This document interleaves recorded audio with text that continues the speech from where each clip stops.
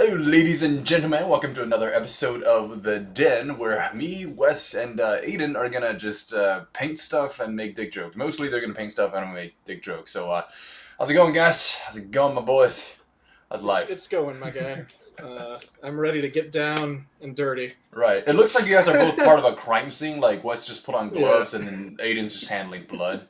Aiden, what happened? Who'd you kill? My tube of paint started breaking. I taped up the bottom and the tape ripped, so I have to.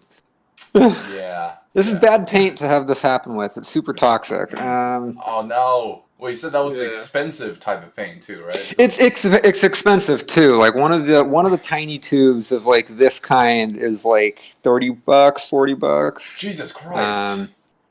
Yeah, oil paint's not cheap. I paint a lot of really dumb stuff, so you'd think that it would be cheap with a lot of the things I decide to use it with, but no, it's like it's kind of an expensive hobby. It's life, bro. It is your life. No, I'm definitely doing like the cheapest version of miniature painting. Like I don't paint Warhammer minis. I paint D&D minis, which instead of being, like $30 or hundreds of dollars a box, they're like $15 for several of them. I would have thought D&D was more expensive than Warhammer. Because D&D is more popular, right? No, well, it's because of the company. No, it's because of the company that makes Warhammer. They have a very special way of making their miniatures. Right. And basically, no one can compete with that level of quality. So they can pretty much charge whatever they want. Are they bigger? They're more detailed. They're with better plastic. Like if I threw this across the room, there's a good chance that it would break. But it has a similar wings. Mini in Warhammer. Would not break. Oh, interesting. And also in D&D, like this, when I bought this, it was like this in the box. Okay. With Warhammer, you assemble all of them on your own. That's part of like the big fun of it. So it's kind of Gundam-y. Interesting. Yeah, it's also it's why it's also why they pull together a little bit better because they're not all one piece. Okay, that makes sense. Yeah. Yeah, I've always I've never actually got any Gundam stuff. I never got into any of that, but I always thought it looked really cool. Yeah. It is. No, my friend, actually a lot of my friends, my roommate Riley, and then Greg and Gabe all paint Warhammer minis. Gabe especially paints Warhammer minis right now. But how much are they a piece? Like something like what you just had, if it's a Warhammer. What I had here, so this would normally come in a box, like because in Warhammer you buy them in army sets, right? And so this would probably be like a bigger piece in Warhammer, and so the box itself would probably be closer to like $100, if and possibly more if it was a really good set. Jesus, it gets really expensive. Yeah, right. Just expose that Gabe's loaded. I've actually, you know what? I take that back. I've seen individual pieces like this that are around $30 to $40. Okay. For when I bought this was like 10, I think. Okay. If that, what? yeah. That's $10. Wow, I thought it was more expensive. No. My most expensive mini is about $50, and I'll show you that one of these nights. But yeah, it's nowhere near like the most expensive thing you can buy with Warhammer. Nice. So you're painting that like the bad thing tonight, right? Oh, so it's a wyvern actually. Ooh, it is. Cool. Wyvern. Wow, that's really cool looking. Nice. I know it's not really quite focusing, but yeah. Well, it still looks here. Yeah, it looks very. There we go. Huh. The back. Oh, I see. Yeah, that looks pretty cool. Wow, it's like a cobra. It's like a. Yeah. It's got the next thing. Yeah. And Aiden, what are you painting, my bro? We'll get to that in a minute. I'm still kind of setting some things up. Yeah, but, I'm so excited. He's got to clean off the blood from hand. Hide yeah, I got to clean all the blood off of my hands. Hide the evidence. Whatever I'm doing here. People who were not privy to an earlier conversation, we decided it would be fun for Aiden to draw one of our friends, and I'll let Aiden reveal which friend it is and which photo he's using as a reference. But no spoilers. Don't look at the title. Right. Yeah, don't look at the front title. page. Yeah, or you'll know who it is.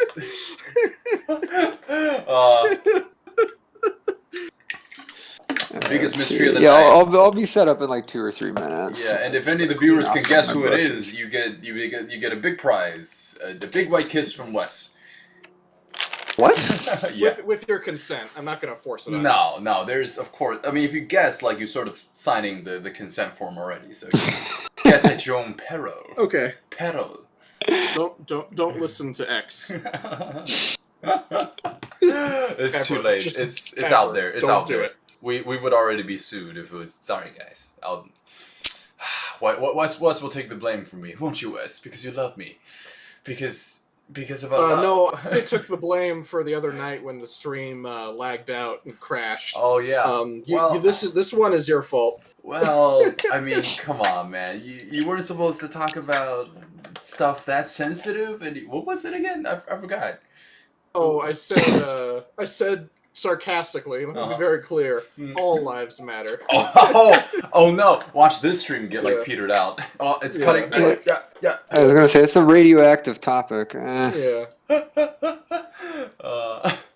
Yeah. Anyways, but wait, Aiden, if you're drawing what I think you're drawing, then why the red paint? I use it on everything. I use the same palette for everything. So I can show you in just a sec.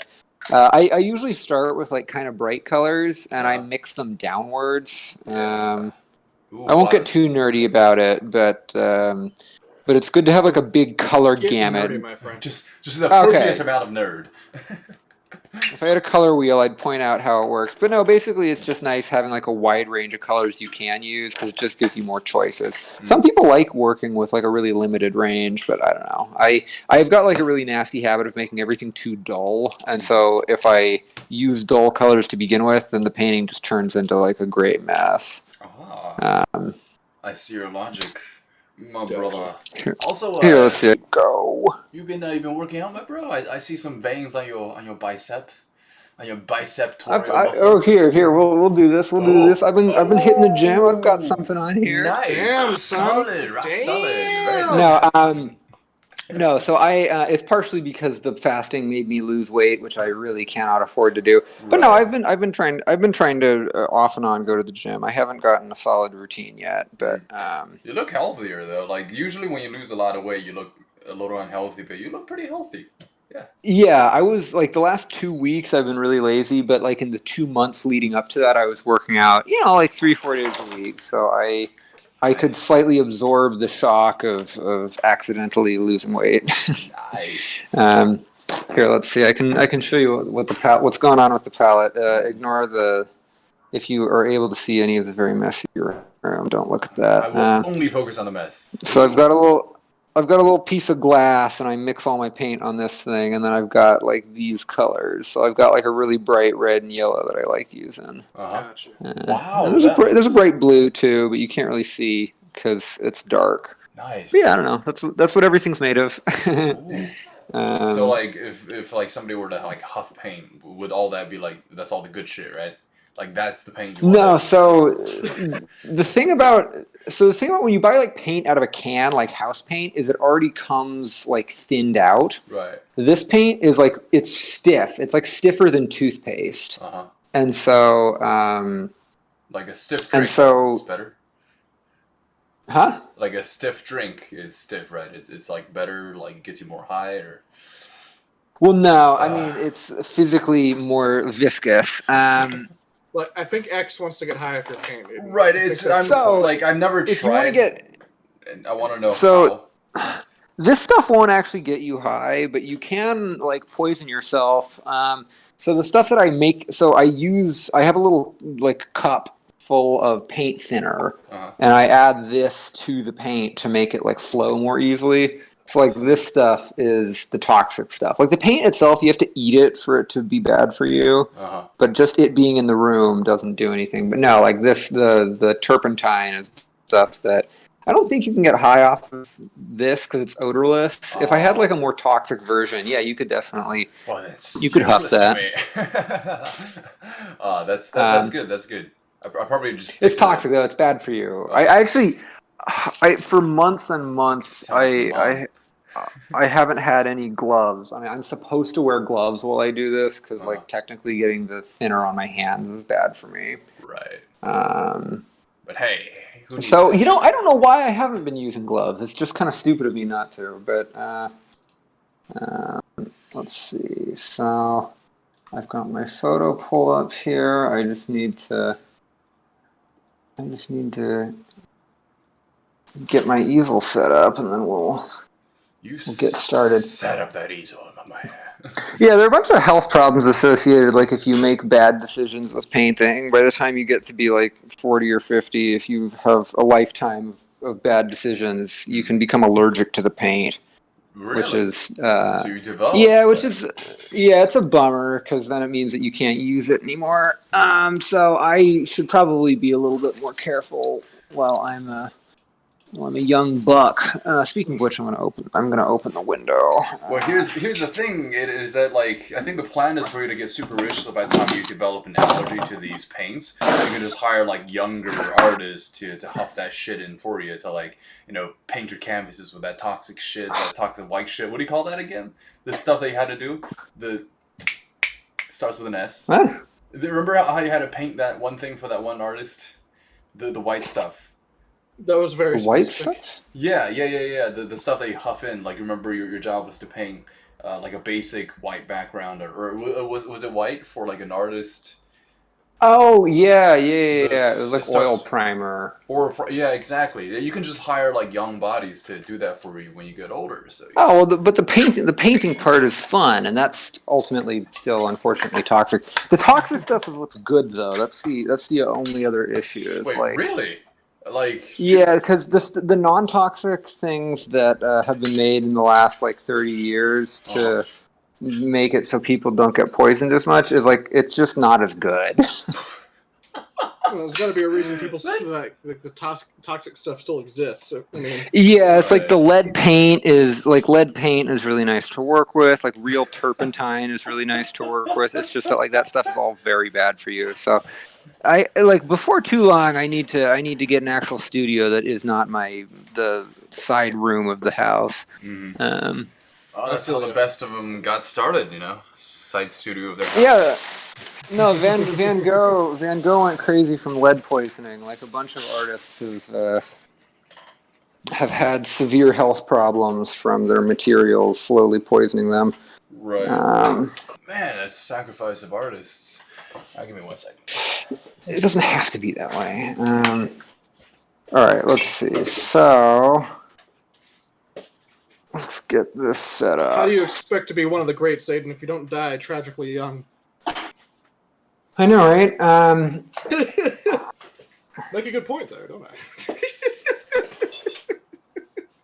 It happens all too often. Wait, let's see. I'm almost there. So, all right, that looks better.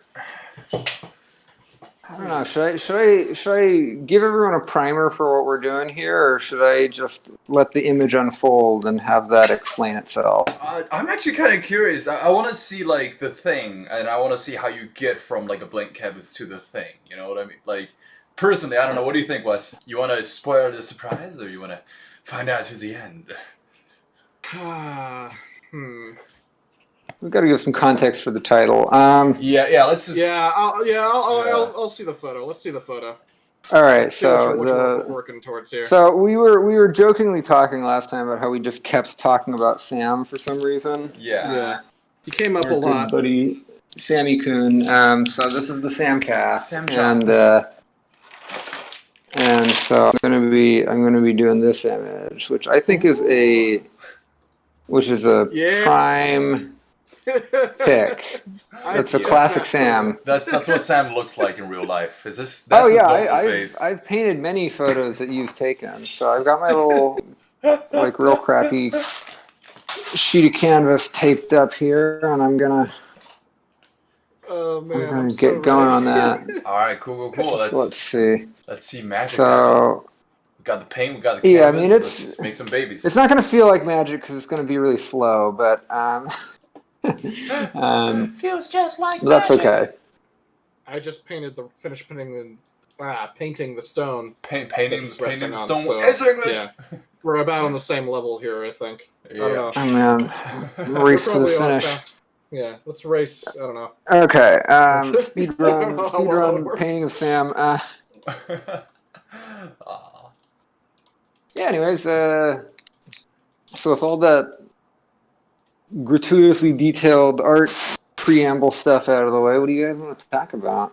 I don't know, bro. I want to talk about you. How you doing, my bro? How's life in New York City, man? In the center, Well, bro. for the most part, it's pretty good. It's mostly returned to normal. I've actually been kind of surprised at how willing people have been to wear masks. I was kind of expecting, like, at this point, after having, lived with it for a while, people would just sort of stop at a certain point. But no, like, for the most part in public, people are still really good about it. Oh, it's good So I don't know. leadership, bro. From what I can tell, it's mostly under control. Um, like things have semi-returned to normal. Restaurants are open again. Right.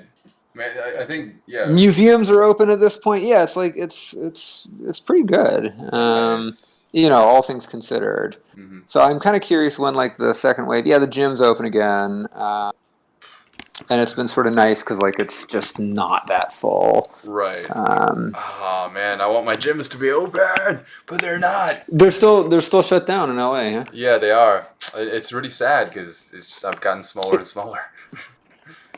California's having a bit rougher of a time at the moment. Yeah. Yeah, I mean it's honestly like it's okay. Like it's nothing too apocalyptic, but it's just with all the politics going on. Like you can't really get away with not shutting it down when everyone's making such a huge fuss about it. But honestly, at this point, like we're not gonna shut down all the way, so you might as well just you know. Right. It's just weird. Like I heard Reno was actually hitting like a rougher stride of it. But probably not as rough as California because there's so many people, man. So many people here. Yeah. Yeah. So I don't know. We do have the casinos, so Right? Are they Yeah, I can imagine people were pretty stoked. Mom mentioned that she drove past, like, the GSR a couple times, and the parking lot was pretty packed. Yeah. Yeah. So I've been there whether once or or not- twice, actually. Nice. And they have quite a few safety precautions up. It's pretty impressive, actually. But yeah, I don't know. Yeah. Yeah, New York has been largely, like, back to normal and pleasant. The one bummer is, like, obviously a lot of the sort of, like, life drawing studios that I would go to just practice and have fun. Like, it would be totally inappropriate for a lot of that stuff to open back up. But the school I teach at is open again. I'm still having to teach mostly online, but I have one class that I, like, help out with that's back, like, actually at the physical school. Uh-huh. Oh, nice. So you're actually going back to the university to like teach classes? Very cool. Yes, I guess university might be the wrong word. It's an accredited, like, master's program, like college. But yeah, it's like That sounds better than universities. Like, ooh, wow. I'm already. I guess I feel like university is like a fancy word. You know what I mean? Yeah. So I feel like I'm selling myself, like I'm talking myself up too much. Where I'm like, I'm a college professor. Like, not really. Yeah. Oh, here's the thing: is that I also want to try to sell you like with this thing because you did go to like the Harvard of art schools like on the West Coast, which is Laguna College of Science and Arts. Please sponsor us. But I wouldn't call that the Harvard of art schools. There are a couple others that are much higher profile On that the I West applied Coast. to but did not get into. No. Pasadena has a place called Art Center, and that's like, ooh, that's the cool one. Or if you went there, That's then so you're. lame. So I went to the. I know art the center. name is really dumb. It used to be called, like, I think it used to be called, like, it had craft somewhere in the name, which made it a lot worse. And I think Arts at some point they crafts. dropped that. And Pasadena College of Arts and Crafts. Like a bunch of It was like something older along women those lines, yeah. sewing shit. that's the impression I think that people were getting. But yeah, at any rate, Yeah, I mean Laguna Yeah, I mean- Academy of Arts and right, Laguna Academy of Arts. it was like Laguna College of Art and Design. So much better. So much. I think that one used to have crafts in its name too. I don't know. I could be totally wrong. One of them had crafts in their name. Actually, it might have been Laguna. Like talking all this shit about this other school, but now that I think about it, It was me. I all think the it was our time. school. Oh. But you know, they changed it, so it was fine. Oh wait, I should take note. What time is it? Okay, it's 10:30, so I got to finish this by 11:30. So yeah, it's If gonna you be want. Yeah. it's gonna be a little faster, and then I can just chill once it's done. It's Yeah, this is always the roughest part because like the most can go wrong when you go from like nothing to having like something. Mhm. It's just like very nerve-wracking and it's very easy to make mistakes. But whatever, we're just chilling. It's okay if Right. I make mistakes. I mean, Kind of the this. Bob Ross attitude. Oh yeah, Boss Ross.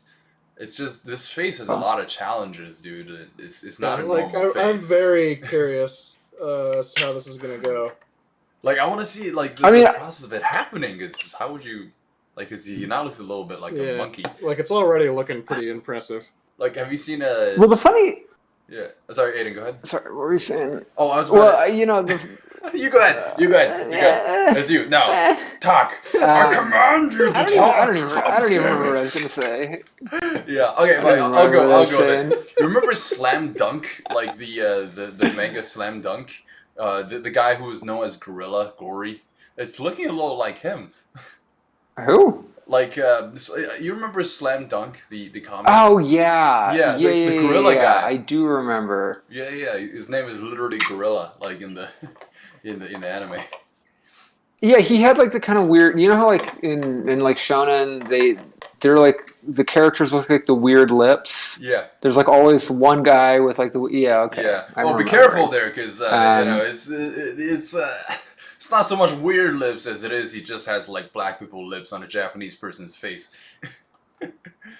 Is that it? Yeah. Gory was supposed to be based off of like a black. Well, I mean, it's a Oh, comic. was he supposed to be black? Because you get those characters with the kind of like bubble. I mean, they don't even look like a person's lips. They're Yeah. they're literally like these just crazy cartoon lips. It's like God. You remember Cell's lips and Mr. Popo's? Well, maybe not Mr. Popo, but like Yes, Cell. well, Mr. Popo was that was a bit of a design faux pas. Yeah. I think it's a good thing Toriyama was famous in the '80s and '90s and not Right. now. Not yeah. Exactly. I think he would have gotten blasted for Mr. Popo. Hi, I'm Mr. Popo. Yeah, you know, I'm There's a lot of surprised I history of haven't that. seen. What?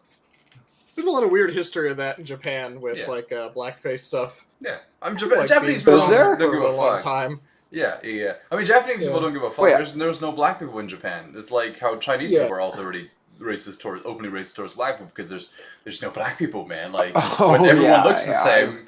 Yeah, America is the really only country that ever addresses this racism problem. Like literally every other homogenous country like has blatant racism problems. Like they even hate each other, like the same looking people. So of course they're gonna hate different. Well, not hate, but like just make fun of different looking people. So you know, it's just I think places like France have like some amount of cognizance of the issue. It's less like slavery based and more like because there are a lot of I don't know like Moroccan immigrants. You know, yeah. so I guess it's a slightly different feel. And England still has a bit of that. They abolished slavery much earlier, so a little bit less, Good a on little them, bit bro. less guilt. Good on them. Yeah, from what I can tell, it seems like black people in England have a much healthier relationship with the culture than in the States. Mm-hmm. We're just not there yet. I was just the reason I brought up the Japanese one is because learning a bit more about Kimba the White Lion, What? or Leo Jungle Emperor, as it's known in Japan. Who are both of them? What's that? So Wait, there's yeah. It's Okay. it's that big conspiracy about the Lion King ripping off Leo Jungle Emperor or Kimba the White Lion. Probably did. Oh, that's so funny because I remember seeing Uh, that and thinking it was a ripoff of The Lion King. Yeah. All the way Which, around. There's really no evidence like strong evidence either way, because Leo Jungle Emperor was a TV show that took place in the 50s, and there's a lot of other shit. But anyway, the point is that like the show is based off of the manga Leo Jungle Emperor, Right. and Mhm. the show smartly only does like the first half of the manga because the latter half has like a lot of blackface in it. With black face, as in like there's white Like people. as in like really horrible Like- caricatures of black people. Got it. Oh, Because okay. it takes place in Africa too, so it's like Right. especially heinous. Oh no! Like it's Did you real ever- bad. Did you Like ever this- see? What is it? There's a comic book. I guess that Spielberg made like the animated movie. But did you ever read like Tintin as a kid? I've watched Tintin. No, I never read Tintin. No. Yeah. I've only seen Okay, that. Mom was really into like France and Belgium, and so we had those around when I was a kid. And I found out much later that it was never published in English. Like on the back of all the Tintin novels, it has like images of all the other books that Hergé wrote, like all the other graphic novels. And I found out years later that there was one that they smartly did not put in the back called Tintin Goes to Africa, and they did not have a super progressive take on what black people looked like in that one. So, similar problem. Yeah. Okay, I think I'm not sure if you guys see this too. I'm experiencing slight connectivity issues. Are you guys like when you talk? Yeah, when you talk with each other, is it okay? I'm in the red. I have a red thing flashing. Oh well, that's okay. We'll just get through it, or we won't. I don't know. I'm gonna still blame Wes bringing up all life matter, but Wes, take one for the team again. It probably is his fault. Yeah, it Damn it, probably is. Wes! Damn it, Wes! We can all agree. We're good now. We're good now. Yeah, no, everything looks fine on my end. So Okay. Now we're Yeah, good. I'm- Now we're good. I think I'm doing good. Yeah, I'm doing 2 separate streams, and I was also looking at other stuff. Yeah. So yeah, I probably. God, you were looking at other stuff during the stream? Yes, I was. is there anything dare else to you. look at but Aiden's beautiful art? Yeah. I mean, of course, I was looking at that, but I also wanted to supplement that with some tasteful art. You know, I just realized the camera is really low, so it's making his chin look big. It's not that big in real life. It's camera distortion. Well, I just haven't found a good way to like film it because the camera and easel are directly in front of my face, so there's like a pole just sort of in front of my face, and I'm just sort of painting with like the. I should get like a GoPro, like a helmet with. Now I guess that would be really chaotic looking. Yeah. Every time I look at the palette, the camera would dip down. Anyways, whatever. This is good. I mean, Sam's also doing that face where you like pull your lips up, so like, look at that. So you It makes have his like chin look especially fucky. It's okay. Also, I just think bigger chins, look a little better. So you're like, make that, give him a butt chin, dude. Like, just, Give All right, him that Jay Leno look. Jay we're giving him strong features.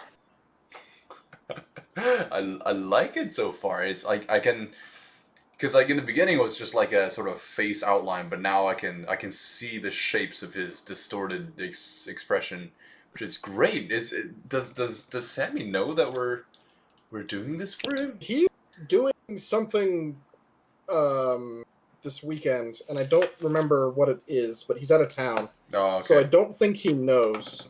Wait a second. Well, let's never tell him. However, I did tag Cammy in the post, so maybe they are knowing. Maybe they know a little bit. But Okay. we'll see. That's good. Oh man, yeah. I remember last time They'll find out one way or the other. Yeah. Yeah. Last time we were By the gonna. way, Sam, we decided to just paint you. I hope you're okay with that. No consent. Well, it's no the consent forms. Samcast. Yeah, so exactly. Yeah, why would we call it the Samcast if we didn't have the Sam section of the show? That's just the whole show. Every week we're just going to find a different photo of Sam, and I think you should paint along one of these times, X. Yeah, I don't have anything to paint on. I don't have paper. I don't have a pencil. That's so weird to say. I don't have. Why don't you have a pencil? I don't know. You should do a drawing of this photo. I'd be interested. That's so. That would be something we could do more immediately, Aiden. Is maybe you can guide us along in like graphite or even just a pencil. Drawing or something. Mm-hmm. We could Maybe try. we could do that. This is gonna sound kind of weird. I think it's maybe just because I'm more like familiar with teaching paint. I feel like you would actually probably have an easier time. Paint, I feel like, is a less like sensitive, like pressure-based medium than like pencil. Mm-hmm. Fair enough. It's sort of like it's like I think of it kind of like almost like a paint by numbersy sort of thing. So I feel like it would actually be easier to guide you through doing a painting. But yeah, we could try that. I'd be down. Yeah, I don't have any paper. This is so weird to say. I don't have anything to write on, I love it. You're I like, don't have I anything to can't write. really do it. Yeah, it's just I don't have I don't have a blank piece of paper or anything big like resembling that I could draw. I'm starting to realize that maybe I don't have the most functional lives, or living habits. Right I now, guess you just have no need of paper, huh? right. It's like making a paper airplane for me. It's like that. It's like write down something on a piece of paper. It's like I can't. Turns out paper just traumatizes X, just reminds him of school, and he's just like, no. Just it was like Vietnam flashbacks start happening in my head every time you mention paper. Exactly. But yeah, no, I'm content. I'm content just like making like jokes about penises while you guys paint.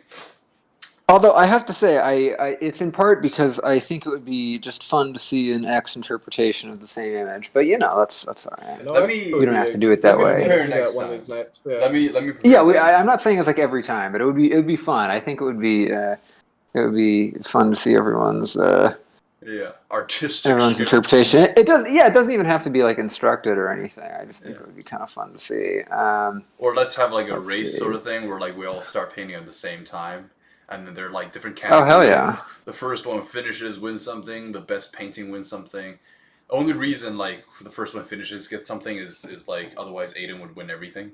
So yeah, we can do something. I'm slow.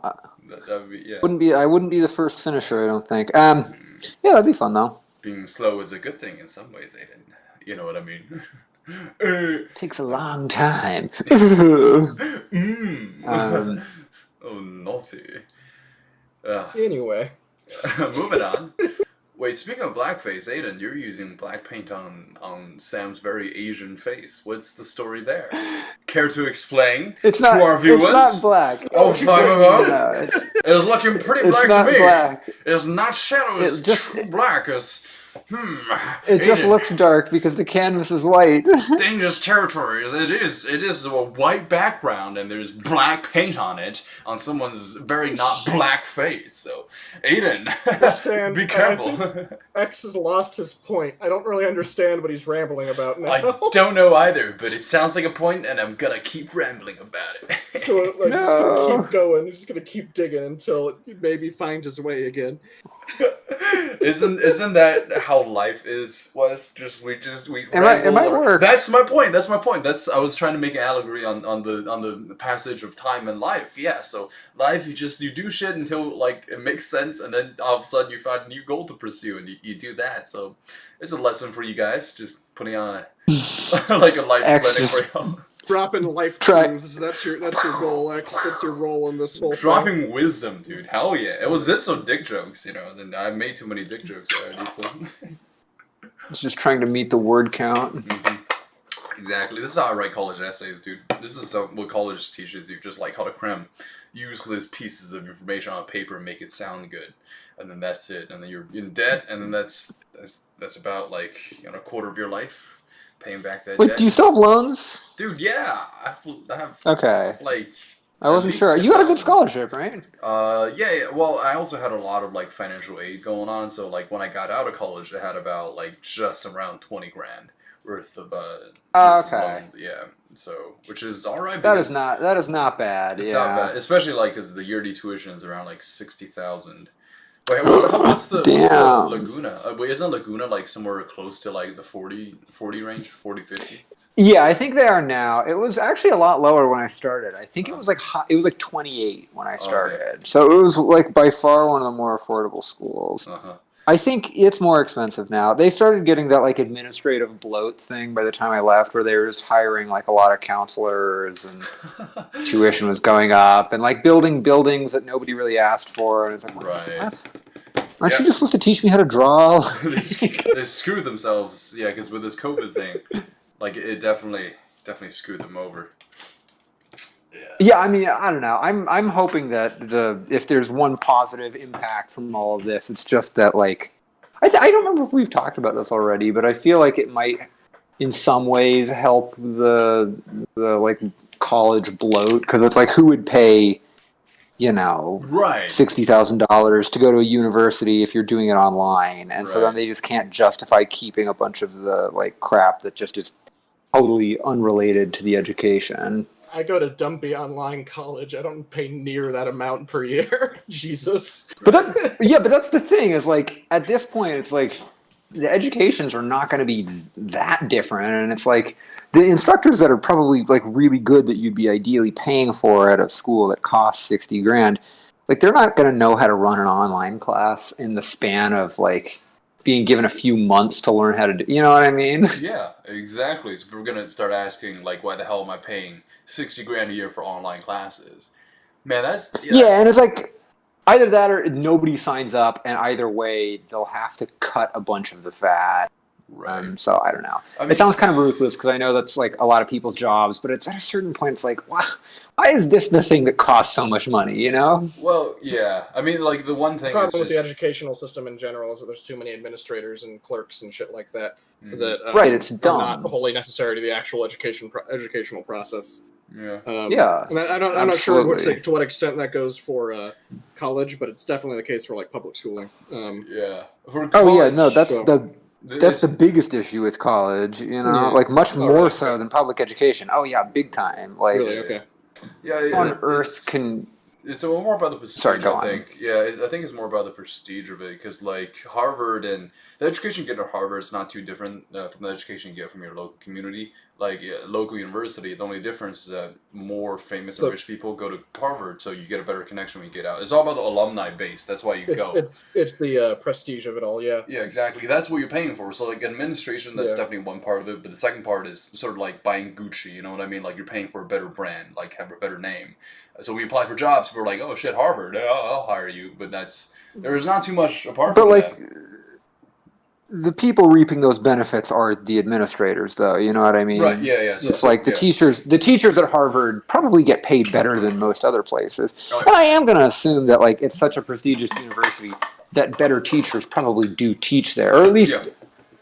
Actually, at least more prestigious figures. That doesn't always translate to a better teacher, though, which is kind of funny. Very true. They might have been a very good writer of books and publisher, and they might teach at a good university. Doesn't mean they're a good teacher, though. It just means they're a good, like, publisher. Right, you can just like get a good job at Harvard, put in no effort at all, and just I mean, Right. I assume that probably does happen sometimes. yeah. Where you get people who Did you just guys, are like, yeah. Did you guys hear about that experiment where I think it was a New York Times reporter signed up for a journalism class at Harvard University and never attended. End of the year, got an A plus, or just a regular. A. really? Yeah. So It's amazing. yeah, so like that's an experiment they did, and turns out it was true. And then so basically it means that Harvard is purely the prestige of it. You don't need an education to be successful in life. Here's the thing: like if you want to be like even an investment banker or some shit, like you can always pick that shit up just going into the job. I've had friends who are history majors who got into accounting jobs after they graduated, and they have taken Right, zero I've heard of accounting that. classes. Yeah, so like the education in college at one point is almost arguably worthless, and what you learn in college is not the subjects that matter that does actually matter. It's like your interactions and the network that you build, and like how and that's the most important. That's for me, sure. Like I did economics, I did mathematics, I did Chinese history and literature. The job that I do right now has nothing to do with any of that. The job that I did before that had nothing to do with that. So at one point, like you're totally right. Administrators are reaping the reward, but there's also like an overall like system thing where people just rely on this like turning of the gears to get themselves better jobs and like be a member of society to get the college degree. That's what it is. The college degree. Yeah, I guess that the funny thing is when you're talking about like really big deal universities, that's the only one where it actually is like actually matters, because like Yale is sort of like the big art program. Like Really? there was some. I didn't know. Yeah, that. there was some. So like I don't think Harvard has an art program, but Yale has a really prestigious one. Really? And I think Xanthi told me there was some not study, but I guess it was just some like statistical analysis. I don't know the right term for it. Looking at like a bunch of the most successful artists in sort of like the gallery world at the moment. Right. And there were like a few predictors that a bunch of them had in common. And I think that the two big predictors is there were like two like artist residencies where if you get accepted to them or like a residency is where like it's a program where a bunch of artists go for like a few months to all like hang out and make paintings. So it's basically like a ranch somewhere.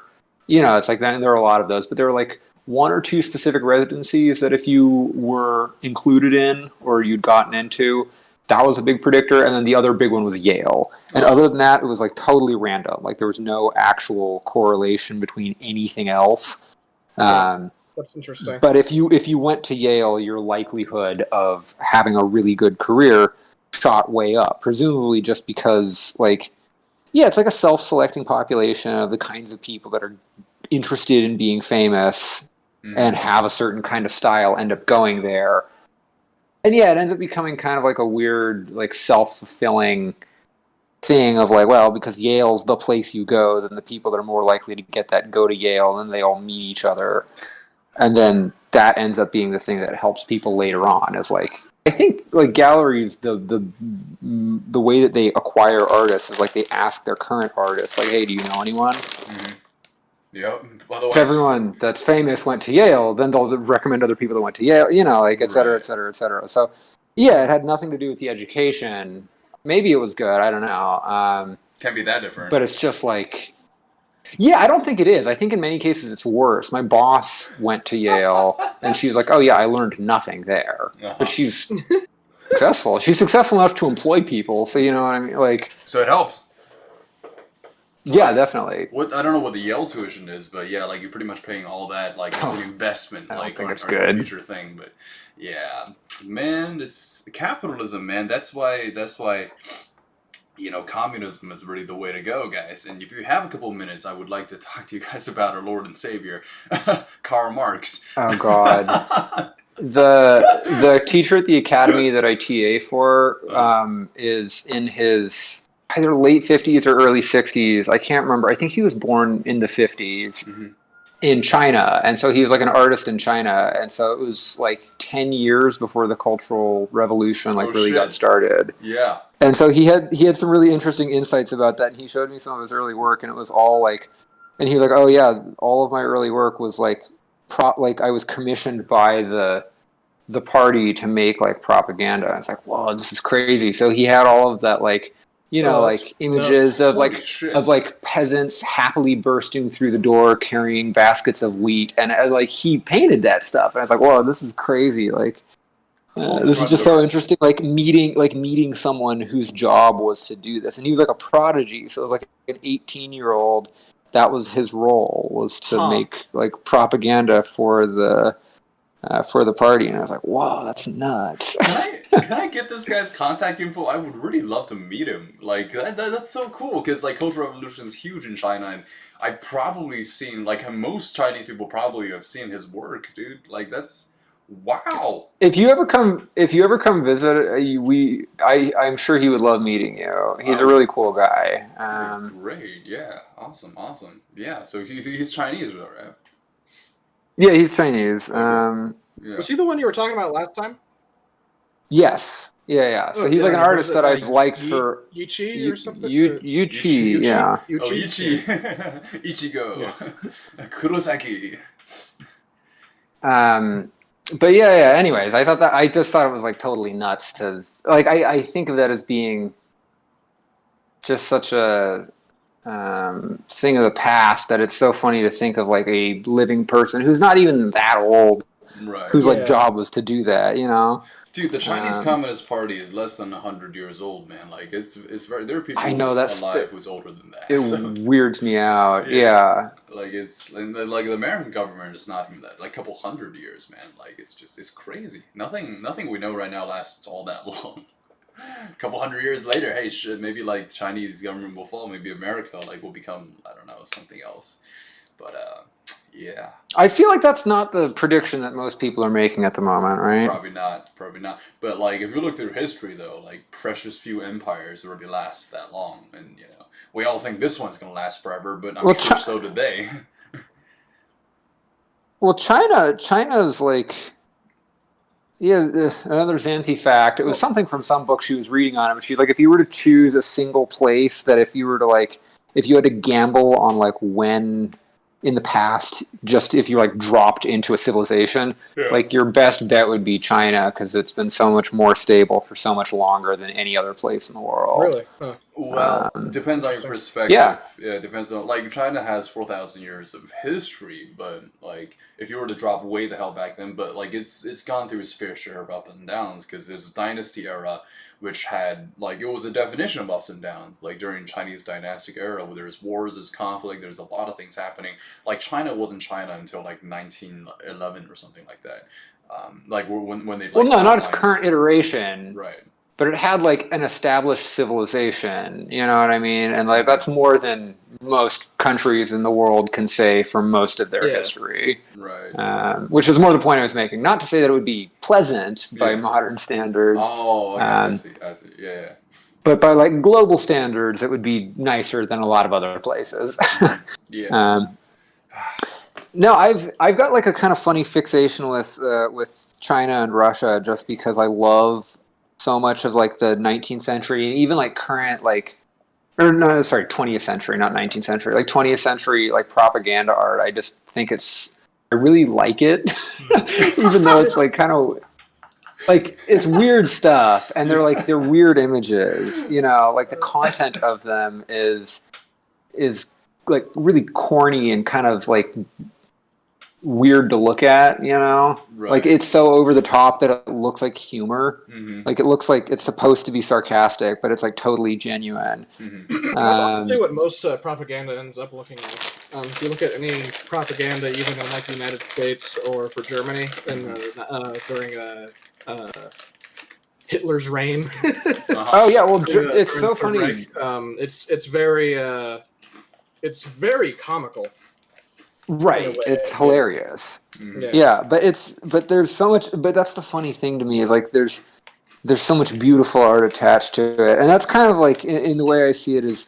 So once religion kind of breaks down, you move into the 19th century, and people stop painting paintings for the church, and then it only takes about 100 years for like realistic painting to just kind of get completely not completely cast aside, but cast aside because I think that like a really rigid structure telling artists what to do makes them much more likely to do something like realistic, and you get much more kind of like crazy non-objective stuff when people are allowed to experiment. This is all my like completely uninformed theory on this. But then it's funny because like after like I get the feeling that like after we killed God, the next thing that kind of required people to do like realistic sort of, you know, what I think of as like beautiful paintings, it's like, you know, dictators and propaganda, which is just such a funny shift. From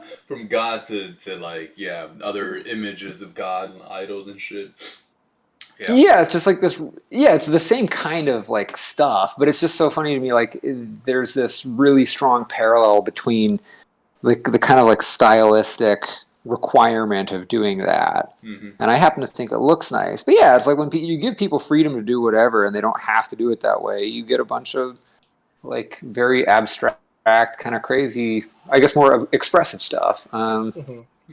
Which I've never been super interested in. Yeah, so like all the really, what I think like really fantastic art schools and like art education, it's all in Russia and China right now. Really? It's just that, in like, in China and Russia, all the art students are like better than I am by the time they're 18. Just to like qualify to get into their schools. It's just like any other academic subject, except it's now like also art. Like technical skill wise, they're probably like higher standard. Okay. Yeah, absolutely. But then the funny thing is they're. Yeah. Oh yeah, but then you're spat out into this art market that like now that there's not really the same kind of like dictatorial rule to the same extent, it's not like you're going to be guaranteed employment by the government, but then there's also not really like an art market because capitalism doesn't work in quite the same way there. Yeah, I mean, I guess it's growing, it's changing. In China, there's like more of an art market than there ever used to be. But yeah, there are a lot of Chinese artists that like want to come to the States because, you know, a lot more expressive freedom and a lot more money. That's true. It's more about the money. But like, yeah, it's interesting though, because like, no matter what, like during dictatorships, like propaganda, because propaganda inherently is supposed to be brainwashing, and it's sort of a bad thing. But like, even beyond that, you have like things like art, which perseveres through the good and the bad. Objectively speaking, it's neither good or bad. So, like, it's pretty cool. And speaking of like controversial art, like Aiden, that blackface Sam looks very nice. So, like, what's Oh my god, he's not black. What's I know he's not black, but like I'm just because Wes, you know what I'm saying? If you look at the face right now, like I'm not sure how that's gonna transform into what's on the canvas. Like I'm super curious to see how this turns into like the actual picture there. Yeah. Like, I mean, I'm sure it's gonna be great. I'm sure it's gonna be great. But like, I just want to know, like, it might not be. Yeah. I might have like just a really horrible racist caricature and be like, "Sorry guys, I messed up this week." Just paint the like just like super red paint. That's what that was for. Like just his lips and just comically.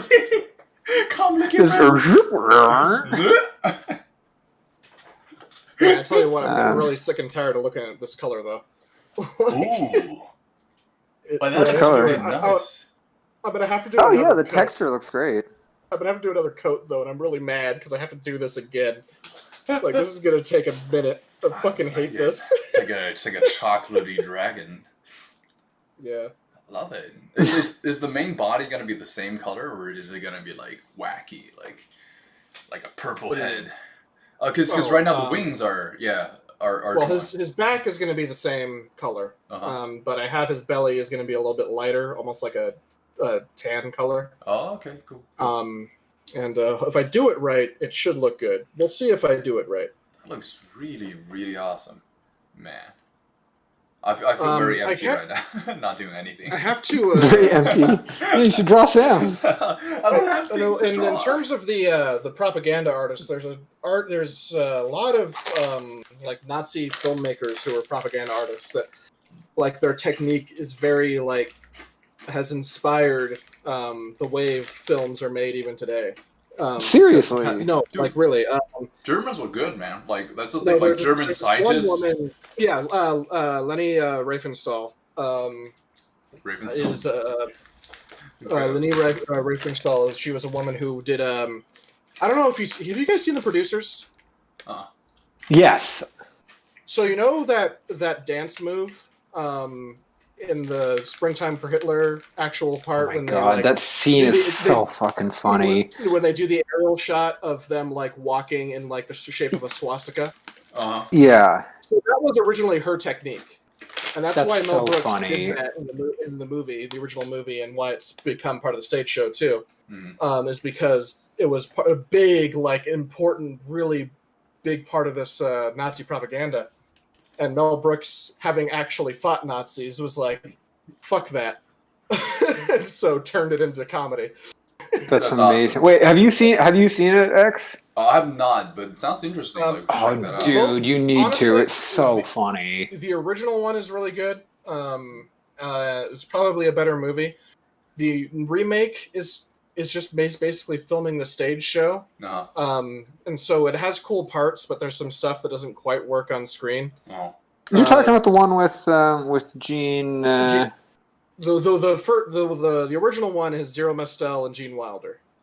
Yeah, Gene Wilder. Yeah, that I'm a big fan of that one. Anything with Gene Wilder in it, I'm totally down. Yeah, like Wes introduced me to Gene Wilder. I had no idea about this guy before, like a couple of years ago when Wes was like, you know, like Young Frankenstein and all that. I was like, I have no idea.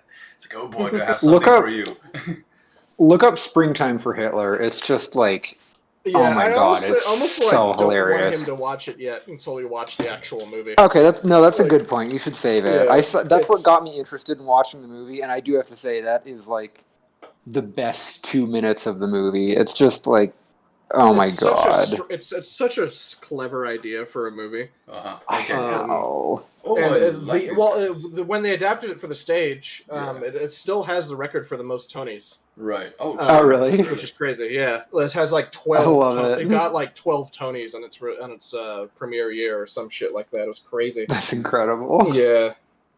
I think it still has the record. I'm not sure. I don't follow stage stuff that well. So it's dethroned by Frozen the musical. Let's see. So let me think about this. So Producers has the most Tonys. The longest running show is Phantom of the Opera. Oh, really? Nice. On Broadway, anyway. Well deserved. And then the most financially successful show is the Lion King stage show. Really? Really? Yeah. Okay. Interesting. Actually, you know what? One of the models at the Academy was like a backup person for one of the characters for the Lion King stage show. Was she a hyena? I don't know if you guys have ever seen that stage show, but if you ever get a chance, if they're ever doing it, like it's a must see. It was so like being able to see that was fucking rad. Really? Like, I'm I definitely saw down. that when I was like 10 or 12 years old or something, maybe even younger than that. I really don't remember when, but it was so cool, you guys. Mom loves that kind of stuff, so if it's ever going while she's in town, I'll definitely see it with her. Yeah.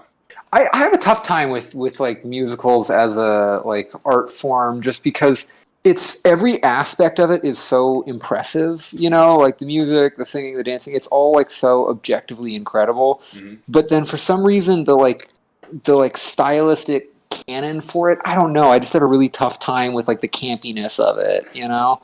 Yeah. You're gonna have to really put yourself into it, I guess. What? Have you seen a lot of stage musicals, or have you watched like movies mostly? No, it's stage stuff because Mom Really? loves it. So every time she's come to New York, we always go to something. Uh-huh. Okay. And yeah, I don't know. I can't get into it. I mean, I still go because she loves it, and she's in town, and that's like a thing to do in New York. Not going to be like, no, we're not going to do that. But usually I'm sitting through it being like, oh god. If X and I visit, I'm going to force the three of you to go to at least one show with me. I'm down. Oh yeah, I love let's do musicals, it. dude. Like Phantom of the Opera is my favorite of all time. Like if we can actually see Phantom of the Opera, I'd be totally fucking down. Man, that one's always going in Vegas. I don't know that I've ever seen it advertised in New York. Yeah, man, because everyone has their favorite Phantoms and shit. I guess I'm a little sad. I think my guy's he's probably no longer doing Phantom. But yeah, his name is Ramen. Yeah, his name is I think it's actually pronounced Ramen Karimlu or something like that, but it's spelled Ramen. I was like, yeah, my favorite Phantom is Ramen. Yeah. Wait, are either of you familiar with Chris Fleming? Heard of that name? Like very familiar name. He's like he's a comedian that does YouTube stuff. He did like a series, like a web series called Gale. Which was super funny. But okay, I got to send you a video. He has a very funny Phantom of the Opera related sketch that I think both of you would enjoy. Anyways, that's for later. Nothing particularly relevant to now. I think I've actually officially spent because I've seen Phantom of the Opera like all the way through once, and I saw the Gerard Butler one. No. I think I've officially spent more time in my life learning about Phantom of the Opera than actually viewing Phantom of the Opera. What do you mean learning about it? Like you took a class? I've watched like a bunch of video essays on it because Lindsay Ellis, somebody I watch, like loves Phantom, and so I just watch a bunch of her shit. Okay. And I've listened to the music a bunch. I've learned a little bit more about the book by just like reading random articles and like history of like how the thing came to be. So I'm just like, this is kind of weird. Like I don't really know how to feel about that. That's awesome. Well, I think that's cool though. Like even though you don't watch the basic thing, like you research, because it created this phenomenon that's awesome. It's like Star Wars spawning fanfic. I'm sure there's some people who spend far more time watching Star Wars fanfic than the actual like Star Wars movie themselves and the expanded universe. For a while, yeah. Right, yeah. I think that's the same. That's really cool that Phantom has this impact to the point where so many people care about it that they make this whole like culture based around it. And yeah, some people watch it more than Phantom. I think that's awesome, dude. Like if like any of us can create art like that, Aiden's probably gonna be the closest one, but like that just like maybe a lot of people haven't seen it, but they know about it. It's like the Mona Lisa. I haven't seen the Mona Lisa, dude, but like I know about it. Like I know the story behind it. It's a bummer. You can't see it in person because they have like it's behind bulletproof glass and you're not allowed to get close to it. You literally can't see it very well. It's kind of a bummer. Wait, what? That's lame. What is that? Yeah, it's at the Louvre. Oh my god, this is gonna sound like the most corny thing in the world, but like going to Paris was literally the coolest vacation I've ever had. It was so cool, man. Nice. I told you I really want to do a European trip with you guys sometime when this all clears. I'll be down.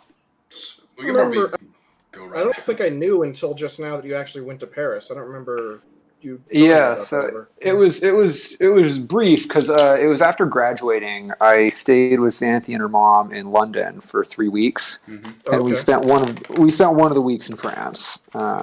So because it's like really easy to get there from England and pretty inexpensive. Right. You can just take a train. So yeah, we just took a train to France. From England to France? Did we fly in? Did we fly in? Yeah, there's like a train that goes under the canal or under the not canal. The ocean? It's not. There's like a very small amount of water separating England and the Netherlands or Belgium. Interesting. I didn't know that. I always pictured this huge like rift of sea like between England and mainland. But now that I'm thinking about it, no, we did take a plane. We discussed doing the train thing, but you can take. No, they're very. I think you can. I'm like 90% sure that you can. Maybe I'm just totally wrong. Now that I'm thinking about this, I'm second guessing. Like, wait, is there a train? But I think there is. It's like playing Among Us, and you're making yourself doubt what you know. That's a little sus. You sure you know that you can do train by that? Whoa! I'd be so bad at that game. No, I am laughably bad at that game, dude. Like I have. I feel like the three of us would really bad. I feel like the three of us would all suck, so we would be good. We would be good contenders. I won a couple of games. X did. Oh, were you good at it? Yeah, because you were not good at Secret Hitler, so I thought that maybe it would be a similar thing. Dude, I won Secret Hitler. What was Hitler? I totally won, dude. And like I guessed Hitler almost every single time, except for when West was fascist, which was every single time. And I just couldn't figure out West every other time. Though I could tell who was who. But I primarily remember you not doing well. Oh yeah, I thought I did. I mean, I was already drunk, but I thought I did pretty well over there. But yeah, like I just have one play that I was really proud of was that. Like I was, I had Wes. Like this is Among Us. I had Wes just vouch for me that I wasn't the killer, but I was the killer. And then my final kill of the game that won was just Wes. I was like following him. I was like, I'll make him like wait for a bit. Like I'll just I was the only killer left. Diabolical. I just had to kill one person. And I was like, yeah, Wes. They're like, you're comfortable with this, but then bah. I was much better as like a partner when I was the imposter. Like if I had somebody else with me, I was pretty good. Yeah. Because every time I got paired with somebody, I think we won. We won quite a lot, yeah. But when it was just me, I was just abysmal at that game. You were very good in working pairs because I remember I could never guess that you were fascist. When we're playing Hitler, because you weren't ever Hitler, but you were like a fascist every single time, and I got Hitler once, and it was when just Greg and I. Greg was Hitler, and I was Greg was my one fascist, and I was Hitler. Mm-hmm. So was that the one where you really fucked with me? I think so. There was one of them where I just got I was so thoroughly fooled, and that stayed with me for a while. You know? It haunted my dreams. I didn't forget. I'm not even joking. It would pop into my head and I'd be like, fuck. I was hoodwinked. Fuck. I've been bamboozled. You know, I thought I was better than this. I was supposed to be something. All right, we're almost done with the shadows. Nice. We're probably 20... I see the 20 light minutes of blackface. out. We're 20 minutes out. Yeah. But now it's transformed from blackface into I see actually the shadows, and I sort of see what you're doing now. That's amazing. The cheeks. There's not too much that I can sort of decipher there, but that's so it went from being all black. I was like, yeah, that's a black guy to. I can show you up close. Yeah, I would love you can that. see when I go up close, there's form on his shadow side, but I haven't done any of the lights yet. I still have to do his ear. But the light it's gonna pull together much more when the lights go in. Yeah. Hopefully. What's crazy, Aiden, is that there's this point where it looks like, you don't quite have the eyes right, the lips look a little fucked up, and the nose isn't there at all, and then all of a sudden, with just a couple of brush strokes, it's his entire face is there. Right. Like If I were Yeah. better, the drawing at the beginning would look more like accurate. But that's one of the things I struggle the most with is when I'm putting the initial lines in. Just because it's so tough to get that stuff right. looks It amazing. seems like though. it matters all that much because the end result looks really good. Yeah, It matters a little. It matters a little bit, but yeah, I can kind of make it work without being perfect at that. Like to the layman, it doesn't matter like too much. Like I'm looking at this and I'm blown away. To X and I, who are but simple peasants. Yeah. Yeah. We're not painting gods.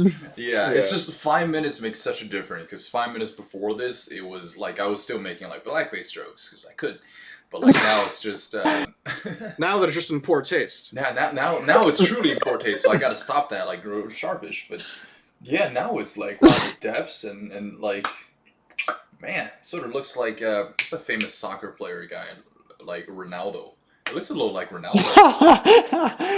you know I can see that. You know what I mean? A little bit. Because Sam's cheeks and like his features are like really sharp, just like Ronaldo's. Oh. Yeah. You know, for being the Samcast, we're not talking about Sam, I don't know. Well, he's literally on the screen, so... Perpetually on screen, so Yeah. That's true. Yeah, he's on screen We more don't than wanna you are, Aiden, so... We don't want to overdo it. Well, you know. Let's make a I don't need to be on Too screen. much Sam and the video gets pulled. Yeah. It's inappropriate. It's too much sexual content if Sam's in there too much. So Yeah, exactly. This is like It's one of the guidelines. 18 and below as well, you know, like his watch. You can only have so much Korean in your YouTube videos. Sunny. But yeah. Man. Oh, Aiden, actually, one of these days, like, I don't know if you kept, like, old paintings of your own face, because, like, in the early days, I remember you painted your own face, like, a lot, and there was, like, a progression from when you first started all the way to, like, when you got really good. I remember that. It was in middle school, when, like, your own, like, portraits got progressively better, and to one point, I was like, wait, holy shit, when did this happen? Like, when did you get, like, this good? Man, what? I'm left behind. In middle school, I remember still really sucking for most of middle school. Relative to I remember. I I remember high school as being where it's changed. Yeah. Or when I started like getting the better. very end of 8th grade or like the beginning of freshman year. Yeah. Is like when I mentioned this a little bit last time, but is when like X and I stopped being able to like catch up with Aiden. Yeah. Like, I don't know if we ever is when we realized is when like Aiden like really was just like I'm putting everything into this, and we were like, okay, well, fuck. we're not gonna do that, but you go ahead and do that. Yeah, I remember distinctly. It's really funny. Yeah. Oh, sorry. Go for it. Oh, I was You about remember to distinctly? share like an old memory, but like I remember distinctly, like after band class one day, Aiden showed me this. Like it was 3 pieces of paper stapled together, and it was a picture of the Lord of the like a Lord of the Rings style armor. It was I like, remember this. Yeah, I and remember this. I was like, wow, this is so impressive. And then we walked out, and it was raining earlier that day, and Aiden dropped it in like a puddle of water, and I was like, God. what? Do you remember that? I don't remember that part. Was I upset? I don't. Yeah, you were like, oh no, and you picked it up, and it was just like wet, like down the side. I was like, no, and I was really sad because I was like, dude, that's so good, it's ruined. And that was the moment I truly realized that you were like, wow, leaps and bounds ahead of me in terms of like art. And I was like, holy shit. I do remember the drawing. Yeah. Yeah. That is funny. Yeah, I feel like everyone was like had a fairly like artistic inclination. Logan was quite good at drawing too. He actually still is. One of like a couple years ago when he was with my family up at Tahoe, I was like, okay, Logan, sit still for like 5 minutes. I'm going to draw you. And then after that, I like sat still for him, and he did a drawing of me. It was actually kind of like it looked like me. It was pretty good. I was very impressed by it. Nice, artistic people, bro. We're attracted to. Yes, I feel like everyone. I feel like everyone in our friend group had like a dose of that. That like instinct. We were all nerds, man. Like when we're kids, like we're all pretty geeky and like we like geeky shit, and like D&D, Lord of the Rings, and like you can't like that stuff without like you can't like that stuff that much without appreciating the art of it. And I feel like when we watched it enough, you just have to like put that shit on paper. And definitely. Like I started out drawing RuneScape characters, like, and we did that for a while. Yeah, I remember that. That's right. Yeah. Yeah, we all did that. Like all 3 of us drawed RuneScape characters. And there was a point before, like this is before I got really into the filmmaking stuff, and I think the filmmaking stuff is kind of a big part of why I stopped drawing so much. But there was a point where all I did was draw, like through elementary school and middle school. Yeah, I remember you always had a lot of stuff up at your house. I did have the reputation in my class in elementary school of being one of the better artists.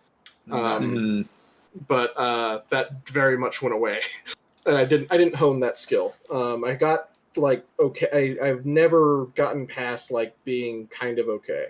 But I do remember there was for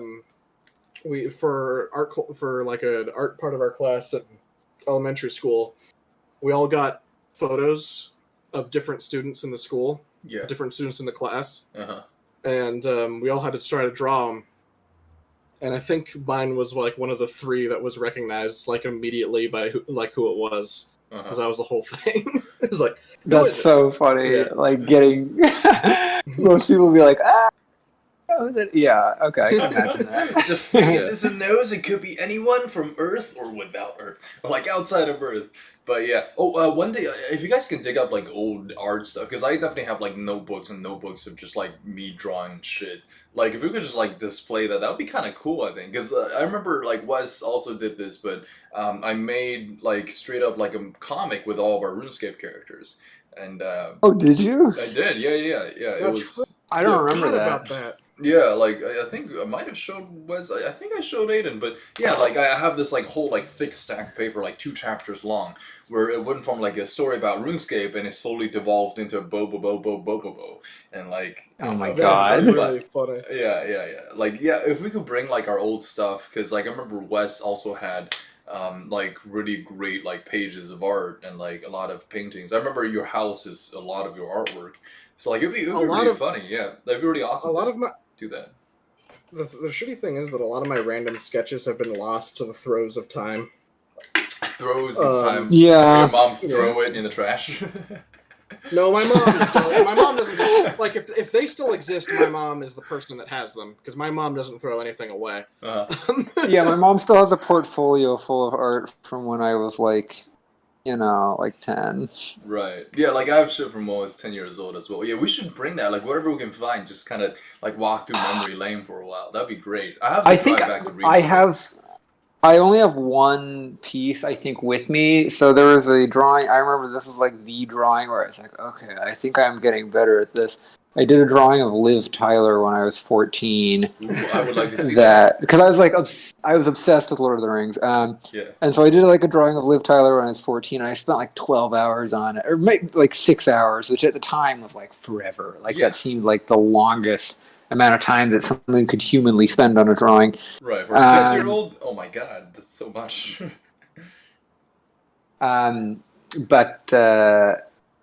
But yeah, I think I still have that because it was like not bad for my age, So I hung on to that one, and I think I still have it here in New York. Nice. I would love to see like 14-year-old Aiden drawing Liv Tyler, because she's hot. She's so hot. That sounds cool. Yeah. I'll dig it up. I'll dig it up next time. Mm-hmm. Yeah. I do have a drawing of mine from like senior year that I did. Senior year of high school, that's just still on my fridge, that has traveled with me from place to place that I've lived. Which one is it again? I don't remember it. I remember that one. It's like this anime dude with like striped tattoos. I don't know if you remember it, but it's been on my fridge forever. Vaguely. Aiden, I've probably seen it. You drew my kitchen.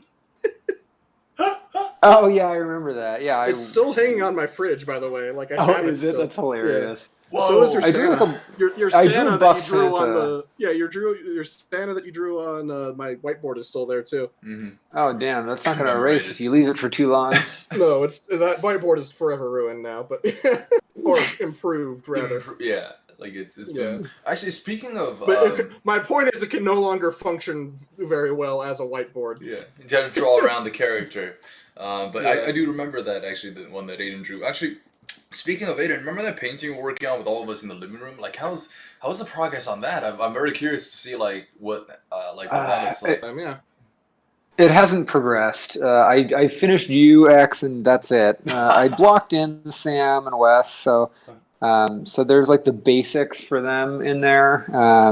But no, it hasn't progressed. I will eventually work up the courage to continue on that. I do still quite like the painting, so it's not the kind of thing where I feel like, oh, I want to give up. Yeah. I just haven't quite found the I haven't found it in me to keep going on it. But yeah, like I enjoyed that like so much. Like seeing you like paint my sideways like just downlit face into because you kind of show the progression of that as well. And like the shirt, you made the shirt look really good too. And I was like, holy shit! Not to mention, I'm it was excited a to fun night finish it. posing for that. It was cool to see like how you work because we don't really get to see that. Oh well, yeah, it was really fun getting to like involve all the guys from being friends as a kid in that. Since it's so weird to think that like the majority of the time I got to spend with all of you was before any of like the thing that's completely taken over my life existed. Mm-hmm. Like I did art, but it was not like I was as much into music as I was into art in high school. Yeah. You know what I mean? Mm-hmm. Yeah.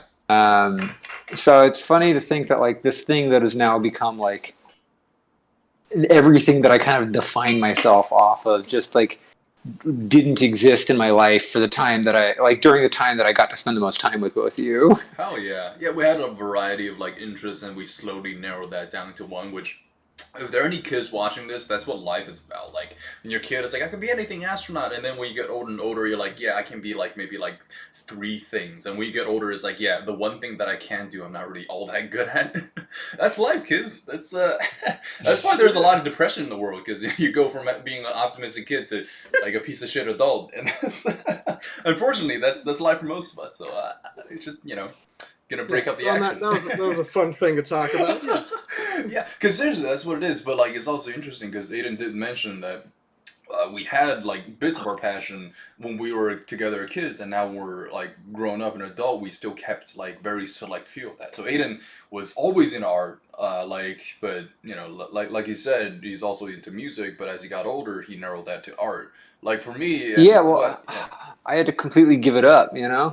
No time. Yeah, exactly. Like, because it became your main thing. And like for me and Wes, I guess when we did the videos, I found like how much joy there is in just making videos and putting them online. So now like that's my job. And like Wes still like makes some video essays and production stuff and like drawing caricatures because that's like Wes is super into fantasy and like games and lore. Because I remember a big part of like the childhood, Wes was playing these like adventure games, fantasy games, and like they're super interesting. Oh, yeah. And you would know so much about them. You research them, you play more vertical game, you like discover every single storyline quest. And I feel like that's like now like Wes is painting like caricatures, and it has something to do with that. So like I think it's just fun, man. Because looking back, we've known each other for so long that we could like map out our history and how we've we've kind of like interacted and just how we changed through time.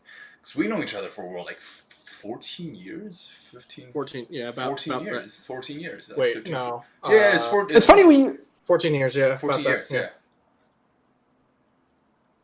But wait, did I guess that is for longer than at this point. I've known you guys longer than I haven't, right? Oh shit! Yeah. I was 12 when I met you guys, so now I'm like 26. So yeah, I've known you more than. Wow, that is that is strange. That's pretty. Huh. I mean, we're getting old as fuck. We passed that milestone, and I didn't even notice. That's really interesting. We didn't celebrate, man. That's cool. I'm into that. Yeah. Like, we gotta get together after like this pandemic and really just like go to town. Like the Europe trip, I'm definitely down for like 8 I'm telling you, I really want to like rent a car and just like drive through Europe once all of this is over. Like that would be such a fun time. Is that a viable thing? I thought like traveling through like train and metro and stuff was like a little like easier. Or we could do that too. It doesn't have to be a car. Just walking our own 2 feet. Well, that sounds awesome. Whatever's easiest. Yeah, it's so fucking cool. I think anyone would get a lot out of it, but I feel like I especially love it because I have this like anachronistic thing I really like doing, and it's so fun being in this like place that feels like it still retains so much from like a time when when painting would have been like, as relevant as like movie making is now. And now this is kind of like it's not a dead art, but it has a very different role in the world. It's kind of frivolous feeling, So I don't know. I love being in this place where it feels like it was like formed in a time when that stuff was all so relevant and important. Bee's knees, right? There was no Marvel. The cool thing about having about living in the modern world is that you can have pretty much any artistic medium and have it be, and you can find someone who also practices that artistic medium. Gotcha. Yeah, definitely. And yeah, you're right. Movies have very much taken over like the popularity of everything, and there's a reason for that. But it's cool that that's just not the only thing that there is. Yeah. Definitely. I mean, we have choice, but for like as an expressive medium, filmmaking is, I think, writing and filmmaking are like by far are the like the best things. You know what I mean? I guess music has a lot of. That's tough. Yeah. Each one functions in its own like special way. Right. I mean, there are things that work in novels and paintings and music that don't work all that well on the screen. And there's things that work on stage that don't work out that well on screen, and there's things that'll work really well on screen in a film that won't really work very well for a singular painting or something like that. Right. It's just, you have to play to your medium strengths. Yeah. That's the cool thing. It is funny art, because man. When I think about it, I feel like music is the thing that people end up getting the most like emotional response from. You know what I mean? I guess. Like so. When you think of people like crying at art, like I think many more people do that with songs than do it with like even movies. Yeah, although that happens a lot with movies, and like that doesn't happen with paintings. If you see someone crying in a museum, you're like, what are you doing? Right. Well, I mean, I think it depends on the story of it all, because like art, the tricky thing about it is one snapshot at a time. So like, there's a lot less story and things that goes into that.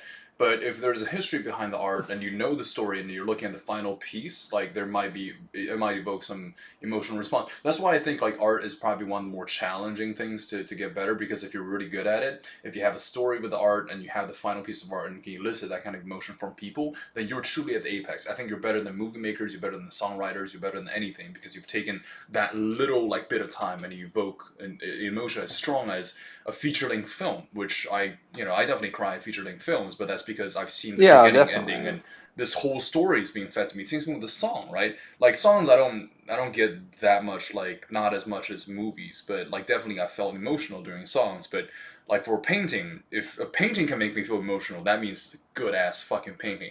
But like a movie, also has to be a good movie, but it's just more challenging. You know what I mean? Which makes it all the more impressive if you can achieve that feat in painting. If you can make definitely. Right. Yeah. So I guess it depends on the person too. Yeah. I guess That's why you see the best paintings like throughout history, right? They're not just paintings. They're never just good just because they're there. They're a picture. You looked at it, wow, blew my mind. Like it has something to do with the story. Picasso has like this tragic story of never being recognized, and I think that's a huge part why his paint is like it's amazing, right? Like it's not like people during his time was like look at it like it's garbage. Right. But now we know the story. You're thinking of the wrong person. That's Van Gogh. Van Gogh, but not. I'm sorry. Picasso is a rock star. Picasso was massively overrated during his life. I've got a beef with Picasso, but right. Van Gogh, right? Yeah. But you know what I mean, though. There's a story, and I'm sure Picasso. A big reason of why he was so famous was because a lot of people were like, well, you know Picasso, like his paintings, and they're like, yeah, because if they say no, they're gonna look like uncultured swine. So like they're like, yeah, obviously that spread, and like Michelangelo, all that 16 chapels, they all have a story behind them. So I think the whole artistic piece is that there's a picture, but there's a story behind the picture. So I think that's why like it's very important for artists to have a marketing team that like shows you what went into painting this thing, or like the story behind what you painted. Like it's very important for like what I think like for a successful artist, like the story, right? Yeah, it is really funny because I really want to believe in like a world where like the, whatever this means, like the standalone like merit of the art is the thing that people are responding to. Mm-hmm. But it happens all the time where like artists that are really famous now will have been like, quote unquote discovered long after their death. Like Vermeer is like, he's like one of the really big It was like Baroque. Or is he Baroque? Yeah, he's like a Dutch artist. He was an artist, like so it's probably broke. He's a big deal. He's like one of the artists, like probably like top like 20 in all of art history in terms of like people like name recognition. But nobody knew who he was until I think like the late 19th century. Right. Like he was literally like created by somebody who noticed his work that had been misattributed to someone else, and then started finding out more about him, and then that's how he became popular. Bach was the same thing. I think Bach was just like totally forgotten for hundreds of years after. Yeah, and then he was rediscovered, I think, in the 19th century. Really? And then now he's super famous. Yeah, but I think during his lifetime and after he died, he was pretty much a nobody. Huh. See, that's a good story. That's a fantastic story. Now I know more about Bach, and I just had this urge to look up Bach's music because it's been a while since I ever played Bach or listened to it. Incredible. Bach is, and that's what's so crazy is I always think of Bach as like being famous because of the merit of his music, and absolutely, the merit of his music is a huge part of it. Right. But it's so crazy to think that if somebody hadn't sort of taken note of, I don't know, I guess musical scores that nobody knew about and thought, who is this guy? He might still very well be a total nobody. Like it's sort of, there's like this huge, I mean, I could be totally misinformed on this, but I know that he was like discovered at some point. So yeah, like there would still be a chance that he could be a total nobody if he hadn't been sort of just by chance dug up by some, I guess, music historian at some point. Right. So, like, I think the lesson here is that we got to create a backstory to your painting, like, of Sam right now. So I'm thinking, like, Sam's Korean, right? He's in America, like, also, so he immigrated here as a kid, and, like, he's always lived a hard life. And then, like, in this image, it captures him when he knew he was going to be an American citizen. He's like, what? And then, like, you're capturing that. And that's the... We've moved beyond, like, the blackface narrative at any rate, so that's good. And I almost forgot. Thank you for reminding me. But yeah, and then like there's an artist who was like, man, Koreans, no one cares about them. I'm gonna make them black because right now Black Lives Matter is a huge thing. So like blackface, and then that's the story of this piece. It's about the plight of Korean Americans and how they're overlooked in society. That is so it was really interesting. I don't think this is too much of a hot button topic, but there are some. I think it was maybe it was private schools. I don't know what it is, but like I might be missing some of the facts here, but the gist of it is what's important. So I think it is in New York. There are a bunch of public schools that are really competitive to get into. They're like really good, like super, like private school quality public education that you have to apply to get into. Are there charter schools? I don't know if maybe charter is the right word. Anyways, you're not paying for them, but it's like really good quality education and it's super competitive to get in. So it's that sounds actually there might be charter schools, yeah. Yeah, like okay, yeah. They're good ones and really probably shitty charter ones. school. Yeah, they're there's very good more ones good and very ones. shitty ones.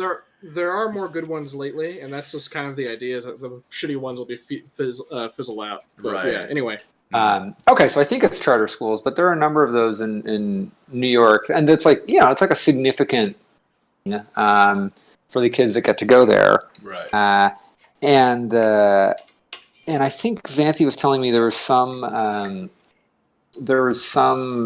movement to try and make it a lottery system rather than like testing in. Yeah. Because of wanting to get more minorities to have a place at the school. And the funny thing, charter schools do it. Yeah. I did a huge and the funny thing stories on this, yeah. It was like a huge I don't know if this is something she got from a news story or if this was just her take on it. But like her parents are both scientists that do a bunch of stuff with like stats. So I don't know if this was Xanthi's take or her mom's take or something from an article.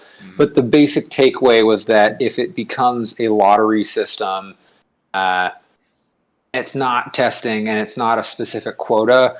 All that's going to happen is like Black and Hispanic people will stay at the exact same percentage. Yep. White people will go up in percentage, Yep. and then there'll be a giant plummet in Asian students. Yep. Because like I think it's something like 60% of a lot of these schools are Asian kids. Yeah. And so like basically all that's going to happen is it's just going to force a ton of Asian kids out of the schools. It's merit-based. And then replace them with white kids. And I was like, that is kind of funny because like, yeah, if you do a lottery in a country that's still majority white, you're just going to end up with a bunch of white kids, which is presumably not the point. Yeah, it's statistics, man. Like, there's a huge controversy around it. Like, all the charter schools. A lot of people are trying to get rid of it because of its nature, but yeah, really, it's just... There's a lot of good things about them, though, is the thing. Yeah. But yeah, the lottery system... Bad, yeah. The lottery system at the moment, especially with how few... It kind of has to do with, like, the scarcity of charter schools, because they have to compete with regular public schools. Right. Which is silly, because the public schools, like, when... given way more money and given when public schools are given considerably more money, they do a much worse job statistically than the charter schools do. Right.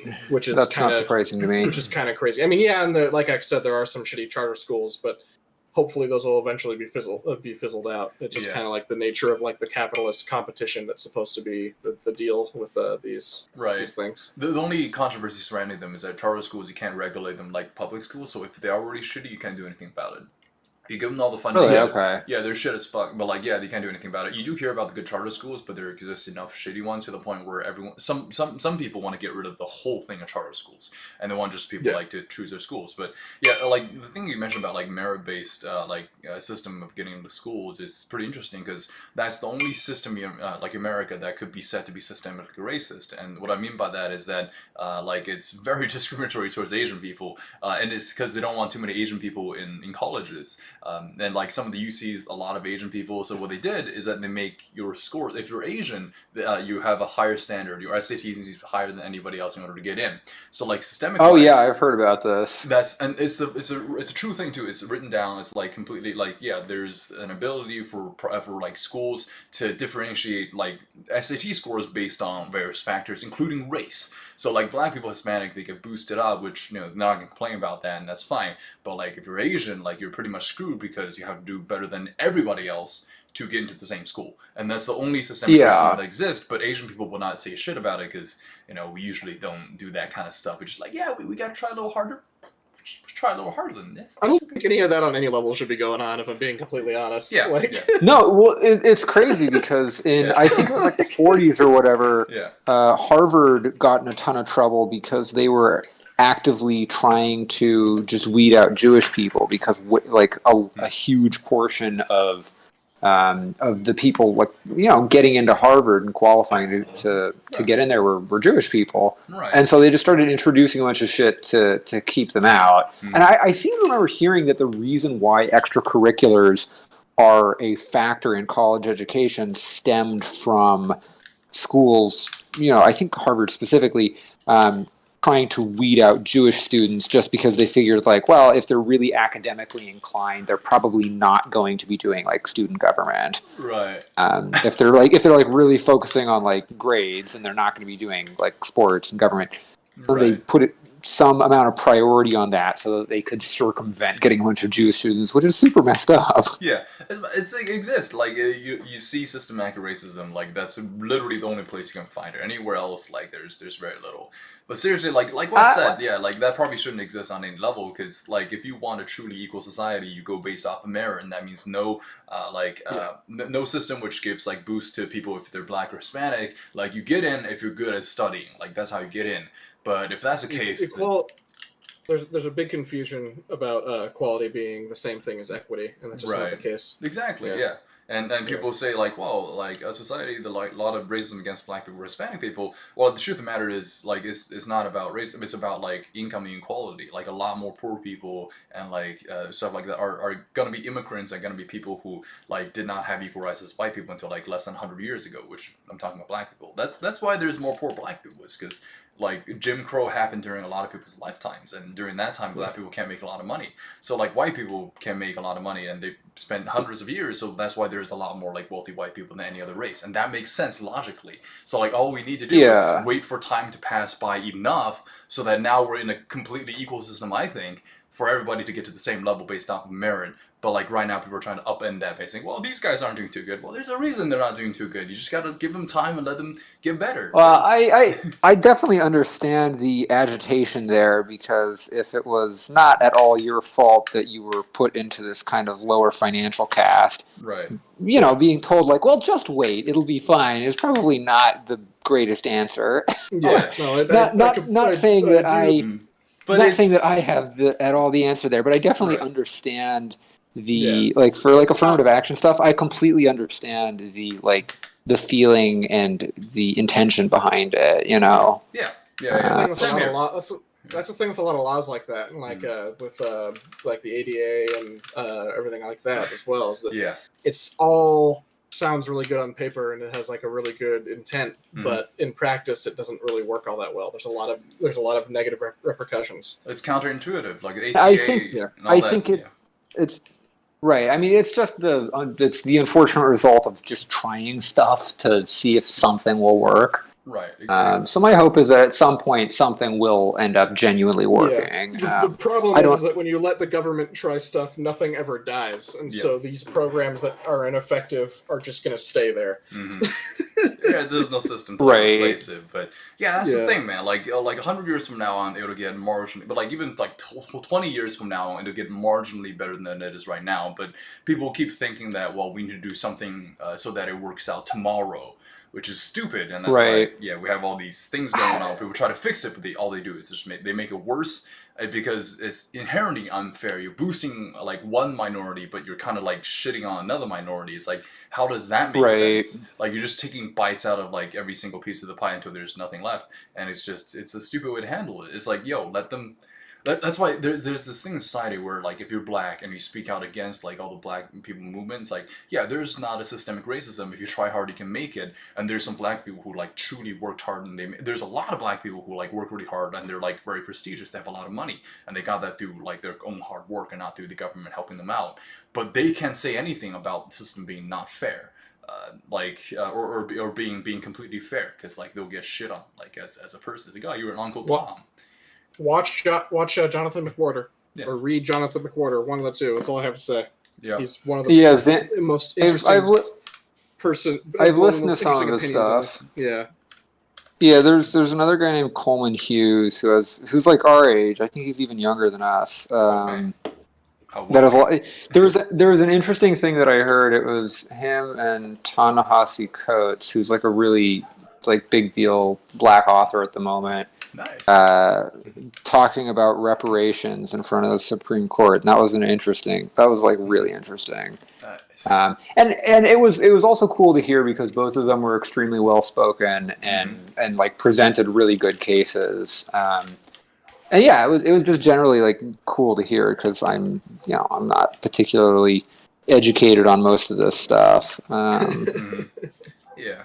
Oh, speaking of reparations, like, did you guys hear?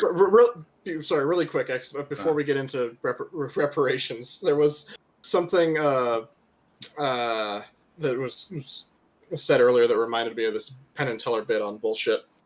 And there was them talking about socialism, and it was just really funny. And it had Penn and Teller eating pie, and Penn kept taking Teller's pie, and he said, "No, Teller, I'm not taking your pie. I'm giving some to me."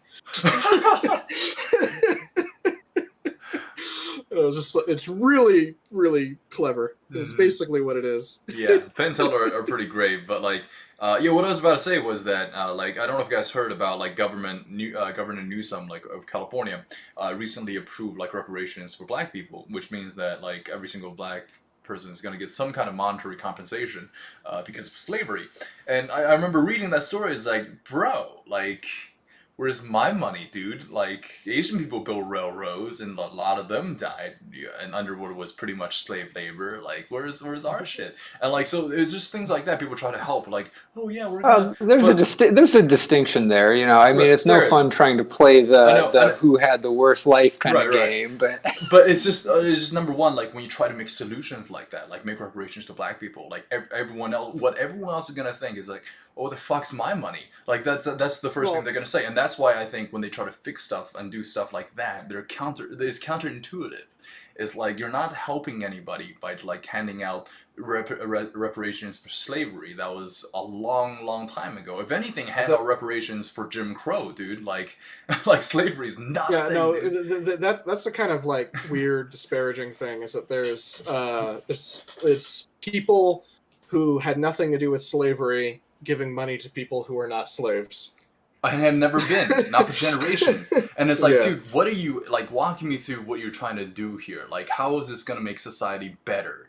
Like, but there's still cultural fallout, correct? Like, there's still cultural fallout from those initial roots, right? Right, yeah, but like, how do you monetize? It's like you were saying, there's accumulated wealth, and Right. then, well, actually, I'm really curious. This is the kind of thing that I don't think it's a question that can be answered, but like when people have like a racist reaction, just in general, not even Right. specific to black people, Mhm. how much of that is like culturally inbred, and how much of it is just like a biological like response to anything that you perceive as like not looking exactly like you know? Exactly. There's no way to quantify that. There's no So way to quantify that. I have no clue one way or the other, but yeah, I mean, I do think that I have a feeling that there is still an awful lot of there's still more sort of, what's the word I'm looking for, radiation coming off of that than most people would like, despite the fact that none of us were, I say us, Wes and I weren't slave owners, but I'm still ultimately very, very lucky to have the position. Like, I'm super lucky to have the position I have in life, and largely has to do with the fact that my family was middle class, and so I'm allowed to pursue this kind of like dilettante life that is super easy. So I don't know. I don't know where exactly to fall on any of that, but you still worked hard to be where you are, though. Exactly. But none of this would have been available to me if I hadn't had parents that had been able to prop me up through a lot of it. You know what I mean? Well, like, even though I still had to pay, I had to pay for a lot of my own college, but they paid for my rent. Mom took me to all of the like college fairs to find something. You know what I mean? It's like the fact that they were solidly middle class has a huge role to play. So even though, I absolutely had to work hard, God, it would have been a lot harder if that hadn't been the case.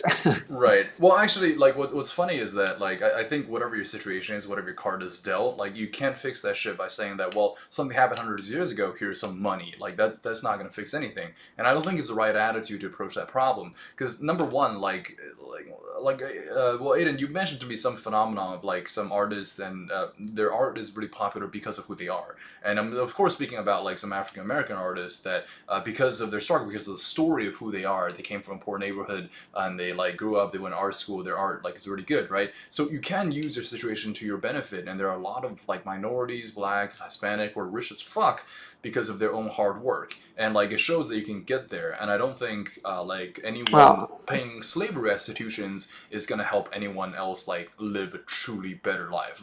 It's like saying that, oh well, your ancestors are slaves, here's some money, we're good, right? It's like, no, we're not good. Their problems still exist, and like it hasn't been fixed just because you give some money to some people. So like, and that doesn't really help anything anyways. Because number one, like white people who are not gonna get that money is gonna be like, well, shit, that doesn't seem too fair. And like any other minority who didn't get the money is like, well, shit happened to us too. There's racism like we face every day. Like, where's our money? Like, why are they so right? And there actually is an instance of the U.S. government paying reparations to the people who actually did suffer through something like this, and the U.S. government has paid. I can't remember. It was a not inconsiderate amount of money towards the Japanese individuals who were interned. I was gonna say. That kind of reparation like makes sense because it's the actual current government paying the actual people who suffered through something that was horrible Right. and absolutely racist that the government definitely did. Right. Like it happened like now and then let's do it. That's why. Yeah. Like they did it in like the 90s or some shit. Like that's when the money was paid. Right. I think that's when it was. So I mean, it was obviously a lot later than it should have been, but still. Right. But like, yeah, exactly. So like, I think slave restitutions are like dumb, but if you want to pay stuff for like Jim Crow, and like you can pinpoint people who are affected by Jim Crow, and like I think same time you can do like modern society, like if people got arrested for marijuana, like possession and things like that. I think you can release them, give them some like restitution because like their life were impacted by something that is now legal, like and it wasn't before. Yeah, I think that would probably be a better way to pitch that idea for sure. Exactly, but if you're gonna come out and say we're gonna give everyone some money because their ancestors were slaves, like, bitch, like you don't know my family history. Maybe one of my ancestors was a slave at some point. Like you don't know, and like where do you draw the line, right? Like if you're mostly white and like one of your ancestors was black and a slave, like do I get some money? It's like where is the line with that? So I don't know. It's just I think they're just dumb for doing like pulling these political stunts, which is obviously designed to pull them votes, and is just hurting. Yeah, I don't know. I'm not convinced that that's entirely the reason. I am not. I've seen them too many times to think it's anything else. Like I have a very like dark view of politicians because I look at them every single day and I'm like, none of these fuckers care at all. Like it has to do with votes. Well, yeah, the public image. But the politicians aren't the ones coming up with the ideas. Their ideas being presented to them by people. Mm-hmm. You know what I mean? So it's like the people coming up with like the specific policy on how reparations would work. Right. It's not, Joe Biden and Kamala Harris. It's people who I think genuinely care and think it would be a good idea. Right. I don't think anyone's doing it for, I mean, maybe it's naive. My hope is that nobody's doing it like as some kind of like scheme for personal enrichment. I think that comes from like a genuine place of wanting to help. Yeah, I think you're right too. There's one or two people in there that think like that, but like when it gets to the final point of approval, yeah. There was definitely some good intention in there, but like when it gets to the point where it gets passed as law, like too much stuff has blended in. Very few things that are generally good for people make it through. Like you can say things like medicine, right? Like socialist medicine, like that.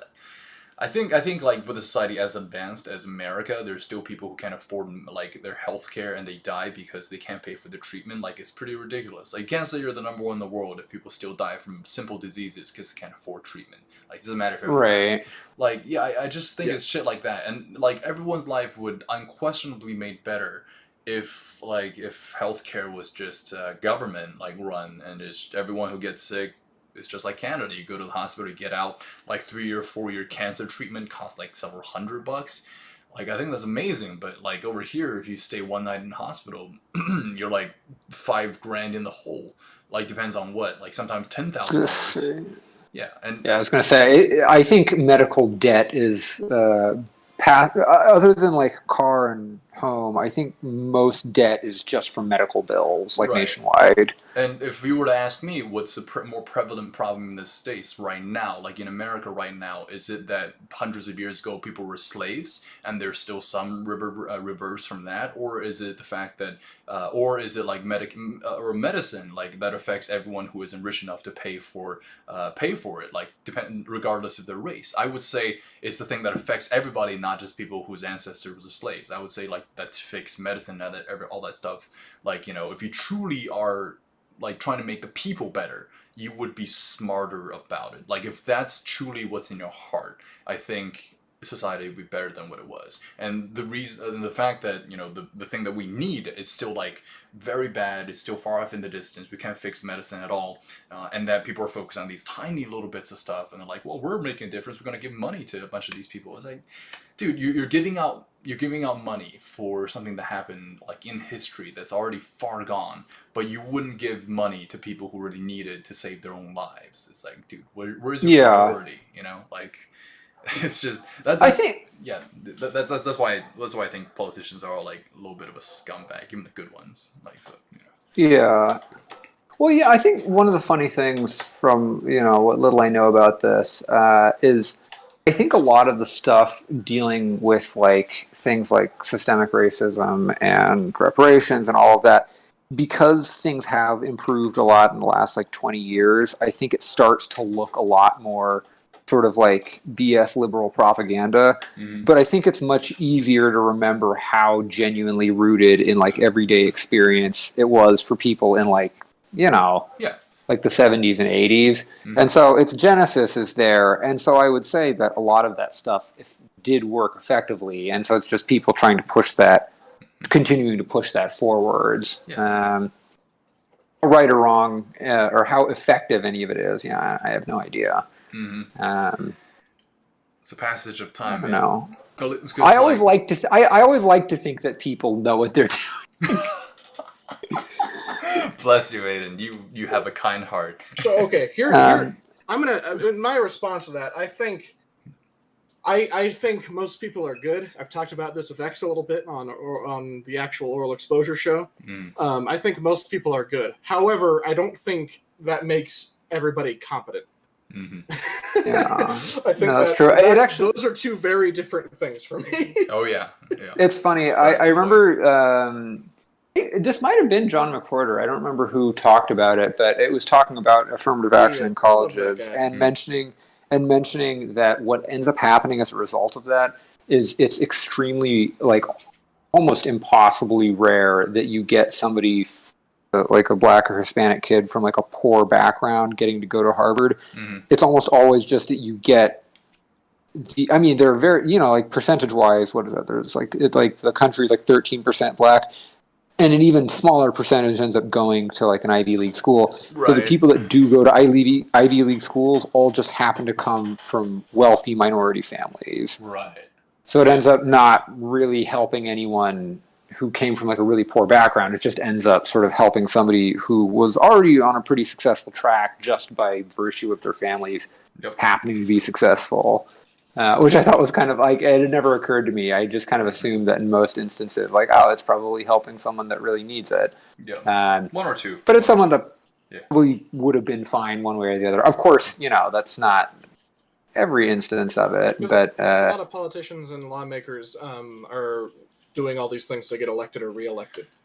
And so the end result, or the result from 4, 8, 16 years from then, goes largely unexamined. By people who actually ended up passing those laws. So that's why I have a pessimistic view on government, is that like when you truly look at it, there's obviously correct way of doing things, but like to be in a position where you can actually do those things, you got to be sort of a devious, self-serving like individual. So I don't know, it's sort of fucked. Like, we're sort of at the mercy of people who are at power, and like whether or not we get benefit depends on whether or not they get benefits from us being benefited. So that's why, like, I just think like we're sort of, if we get anything, it's very, very lucky. Like, if not, though, we're still living pretty good lives. So like for me, I just don't put any hope in politics at all, because you're gonna get disappointed. Ooh, yeah, let's take a break from that and just look at the art, because both of you guys have made like amazing. Ooh, that's looking awesome. That looks amazing. The actual colors on everything, and I can do the wash hopefully pretty soon once this dries. Wait, so you got super far on that. Is that mostly finished? Like, I think so. Because that's does it not look finished? Well, I'm not sure if you're gonna add more to it, but from when it's just brown to like right now, it looks. Yeah, it looks done. Yeah, it looks done for me. I'm not sure if we can do much more to it, but that's very impressive. I'm going to do the wash. I have not done that yet. Okay. And that's when it's going to hopefully look really good. Are we gonna see that tonight? Like, is that? Yeah, no. I just got to wait for. I just did the stomach. Was the last thing I did. Dope. Oh shit! It's midnight. Okay. Oh, but I've been working on this for an hour and a half. So I just got to put his eye in, and then I'm done. All right. Wait. So let's examine this real quick, because like it turned from like just lines to blackface Sam to like actual Sam, this is just been a pleasure to watch. Holy crap! Sort of actual Sam. I made his lips too red, so he looks kind of like a geisha. But dude, can you do that? Can we just commit to the geisha thing? I'm not changing it now because I gotta go to bed soon. Right. But I now that you said geisha, I see it. I mean, Sam's already a pretty sexy individual, but I think as a geisha, he would do very well. He would crush as a geisha. Yeah, he would be like, I take that. Like, can I get number 3? Can I get a Sam, please, for 2 hours? Thank you so much. Yes, the full summary. Here, I'll give him some like pretty eye makeup. Very nice. That's amazing. That's so man. He looks and like I don't know if it's because you subconsciously like heard what Wes says, but he kind of has Jay Leno chin. I know. I made the chin too big, although it's super exaggerated because of the camera angle. I'll show you at the very end. But yes, I made the chin like a couple centimeters too big. He looks like a superhero. Like, you know, he looks like a superhero. You know what I mean, Wes? It's that fucking what's his name? The guy from The Boys. Homelander. It's that fucking Homelander face meme. When he's like talking I never to saw like, The the Boys. analyst. When he's talking to like the analyst in the first season. Like this he's one? doing yeah, like those little. Yeah, I can't do it because it's such a weird. It's like a weird, shitty, like fucked up little frame. But... Wes, you just did Forrest Whitaker. Wait, hell. Wait, really? Yeah. No. When we were trying to do the face, you did Forrest Whitaker. Like your eyes were. Yeah, it's Forrest Whitaker face. That's amazing. Forrest Whitaker face. Yeah. You ever get so angry that you just get Forrest Whitaker on? I have this amazing picture of Wes just doing the Forrest Whitaker face, and it looks like he's either like very constipated or just having the best orgasm like known to humanity. But like I'm saying, like next time, that's not a Forrest Whitaker face. My eye is crossed. Forrest Whitaker does not have a cross eye. He has a slightly droopy one eyelid. That's it. Well, actually, when I say Forrest Whitaker face, I'm referring to Community when Troy, who's played by Childish Gambino, did the Forrest Whitaker face, and he did the cross eye. So my eye for Forrest Whitaker looks like this. Like that's my Forrest. I gotta walk Sam into a makeup donned human being. Oh yeah. Wow, that I eye think that's just how this is gonna be. Holy shit! I just saw you like make that eye like lifelike, and I still don't know how you did it. What the fuck? It's magic. It's all I feel magic. like you could very easily add like the tail of a ponytail coming down from like the left side of his face there. That would look pretty natural in this like setting. right there. Yeah, like, you know what I mean? Like flowing in the wind. Because you can't see the top of his face here. I can add that in just a sec. I just gotta add one little thing. Wait, are you talking like on this side or on? You said left side. Yeah, the left side of like what you're facing. Yeah. Wow. Okay, let's see. We're almost there. We're almost there. I'm very excited to see the left eye, like being brought into life. Talking to us on the stream, X. Yeah. Wait. Has anybody been talking to us on the stream? Oh, I can hear him. Oh, sorry. I thought you mean have I been talking to the stream? Okay. Yeah. Okay, so we have my baby sweetie, who's one of my fans from my my work actually. Like since I host I do Chinese news shows and stuff, so like my fans are pretty much all Chinese. Jumped over a lot of things in Chinese, mostly about like I guess us, and it's not. I'm a little embarrassed. I'm a little embarrassed to kind of read what she wrote. But read it. I want to know. But she's very supportive. She's very supportive of our show. I can't read this, guys. I'm sorry. It's too. Bad? Oh my god. It's too self-serving for me to read it. Like, I'm sorry, guys. Oh, okay. Yeah. Anyways, that's totally talked before, X. All right. Yeah. Sorry, it's just okay. I work have like thousands of people, like just tens of thousands of people watching me live, and I get so many praise showered on me. I just don't need it right now. Okay, I want to feel. Oh my god! You need to feel like a mortal, humble. Yeah, exactly. I want to feel what it's like to be a peasant again. So you guys indulge me. We come from humble origins. I've forgotten those humble origins. I'm kidding. I'm totally kidding, guys. Yeah, but yeah. We had several people watching. Actually, at the highest point, I think we had 6. So thank you to everybody who's even watching and supporting. Oh my god, I missed the ponytail. Holy shit! You missed it. Dude, how did that you come got a ponytail now. I didn't think you would do it. Well, I didn't think you would do it so quick. No, I'm doing it. We're putting a ponytail in. Now he is a geisha. Oh, it's beautiful. That is man, I love it. so much. Okay. My God. Just gotta add some highlights to the ponytail, and then we're calling it done. Nice. All right, I'm gonna try to do the wash really quick. All right. Hurry up. Also, Wes, your shirt is really cool. Like, just Roy Mustang's eyes just been like fucking staring me down this whole time. Full Metal Alchemist fans. Ooh. My little sister got me this shirt. I fucking love it. It's pretty seen good. some rough times. It's been eaten a little bit by moths, and it's just been worn out. But Yeah. I fucking love this shirt. Roy Mustang never dies, bro. Yeah, it's straight up just a panel from the manga, which is why I love it. Yeah. Hell right yeah. Right before he burns the fuck out of Lust. Yeah, That's such a dope scene. Yeah. It's a dumb scene. Dope. No, it's a dope. Dope. Like I was like, drugs. Aiden, how dare you? What a dumb scene. Funny Aiden- thing about that. Yeah.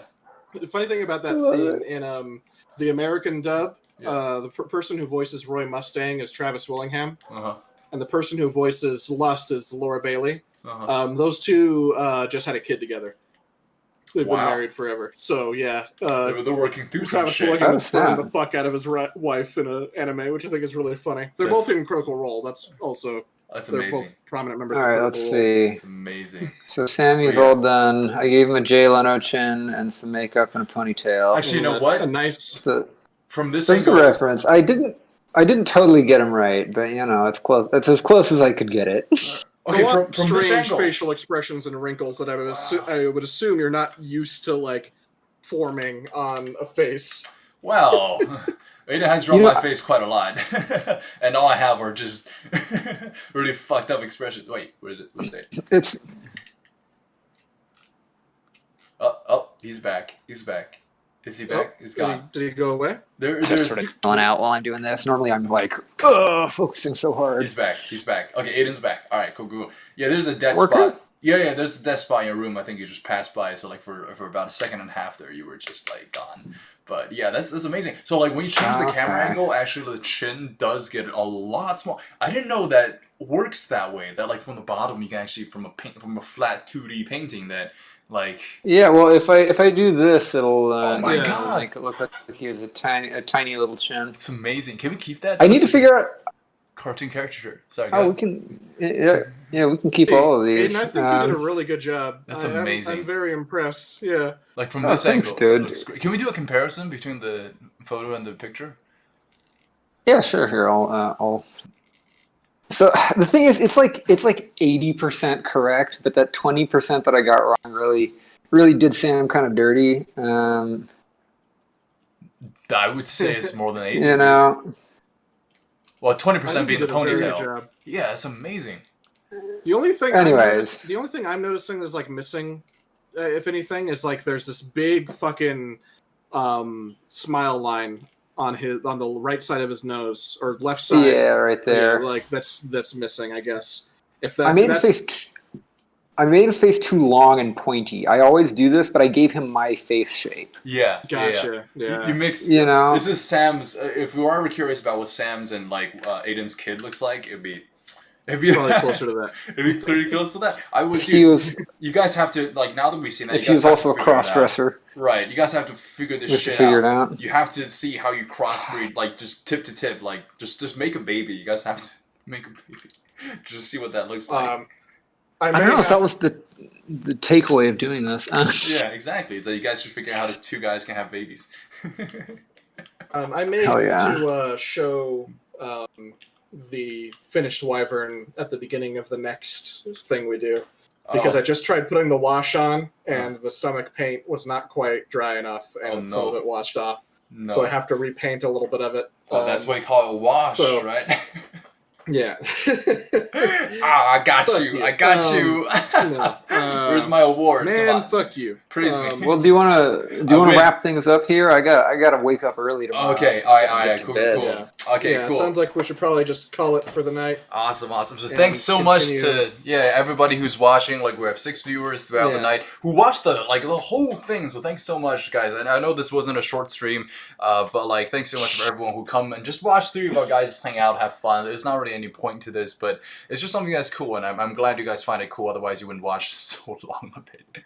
But thanks so much, everybody, and thanks Wes, thanks Aiden, my guys. You guys are really talented. I'm gonna find something to do next time besides like cracking jokes.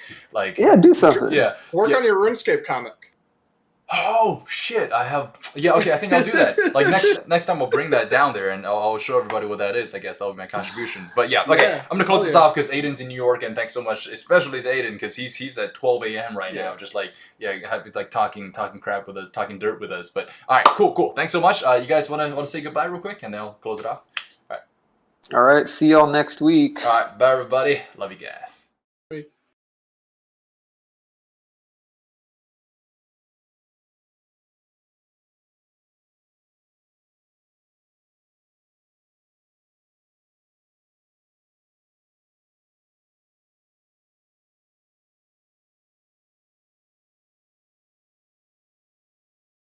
I like that Aiden just noped out. Like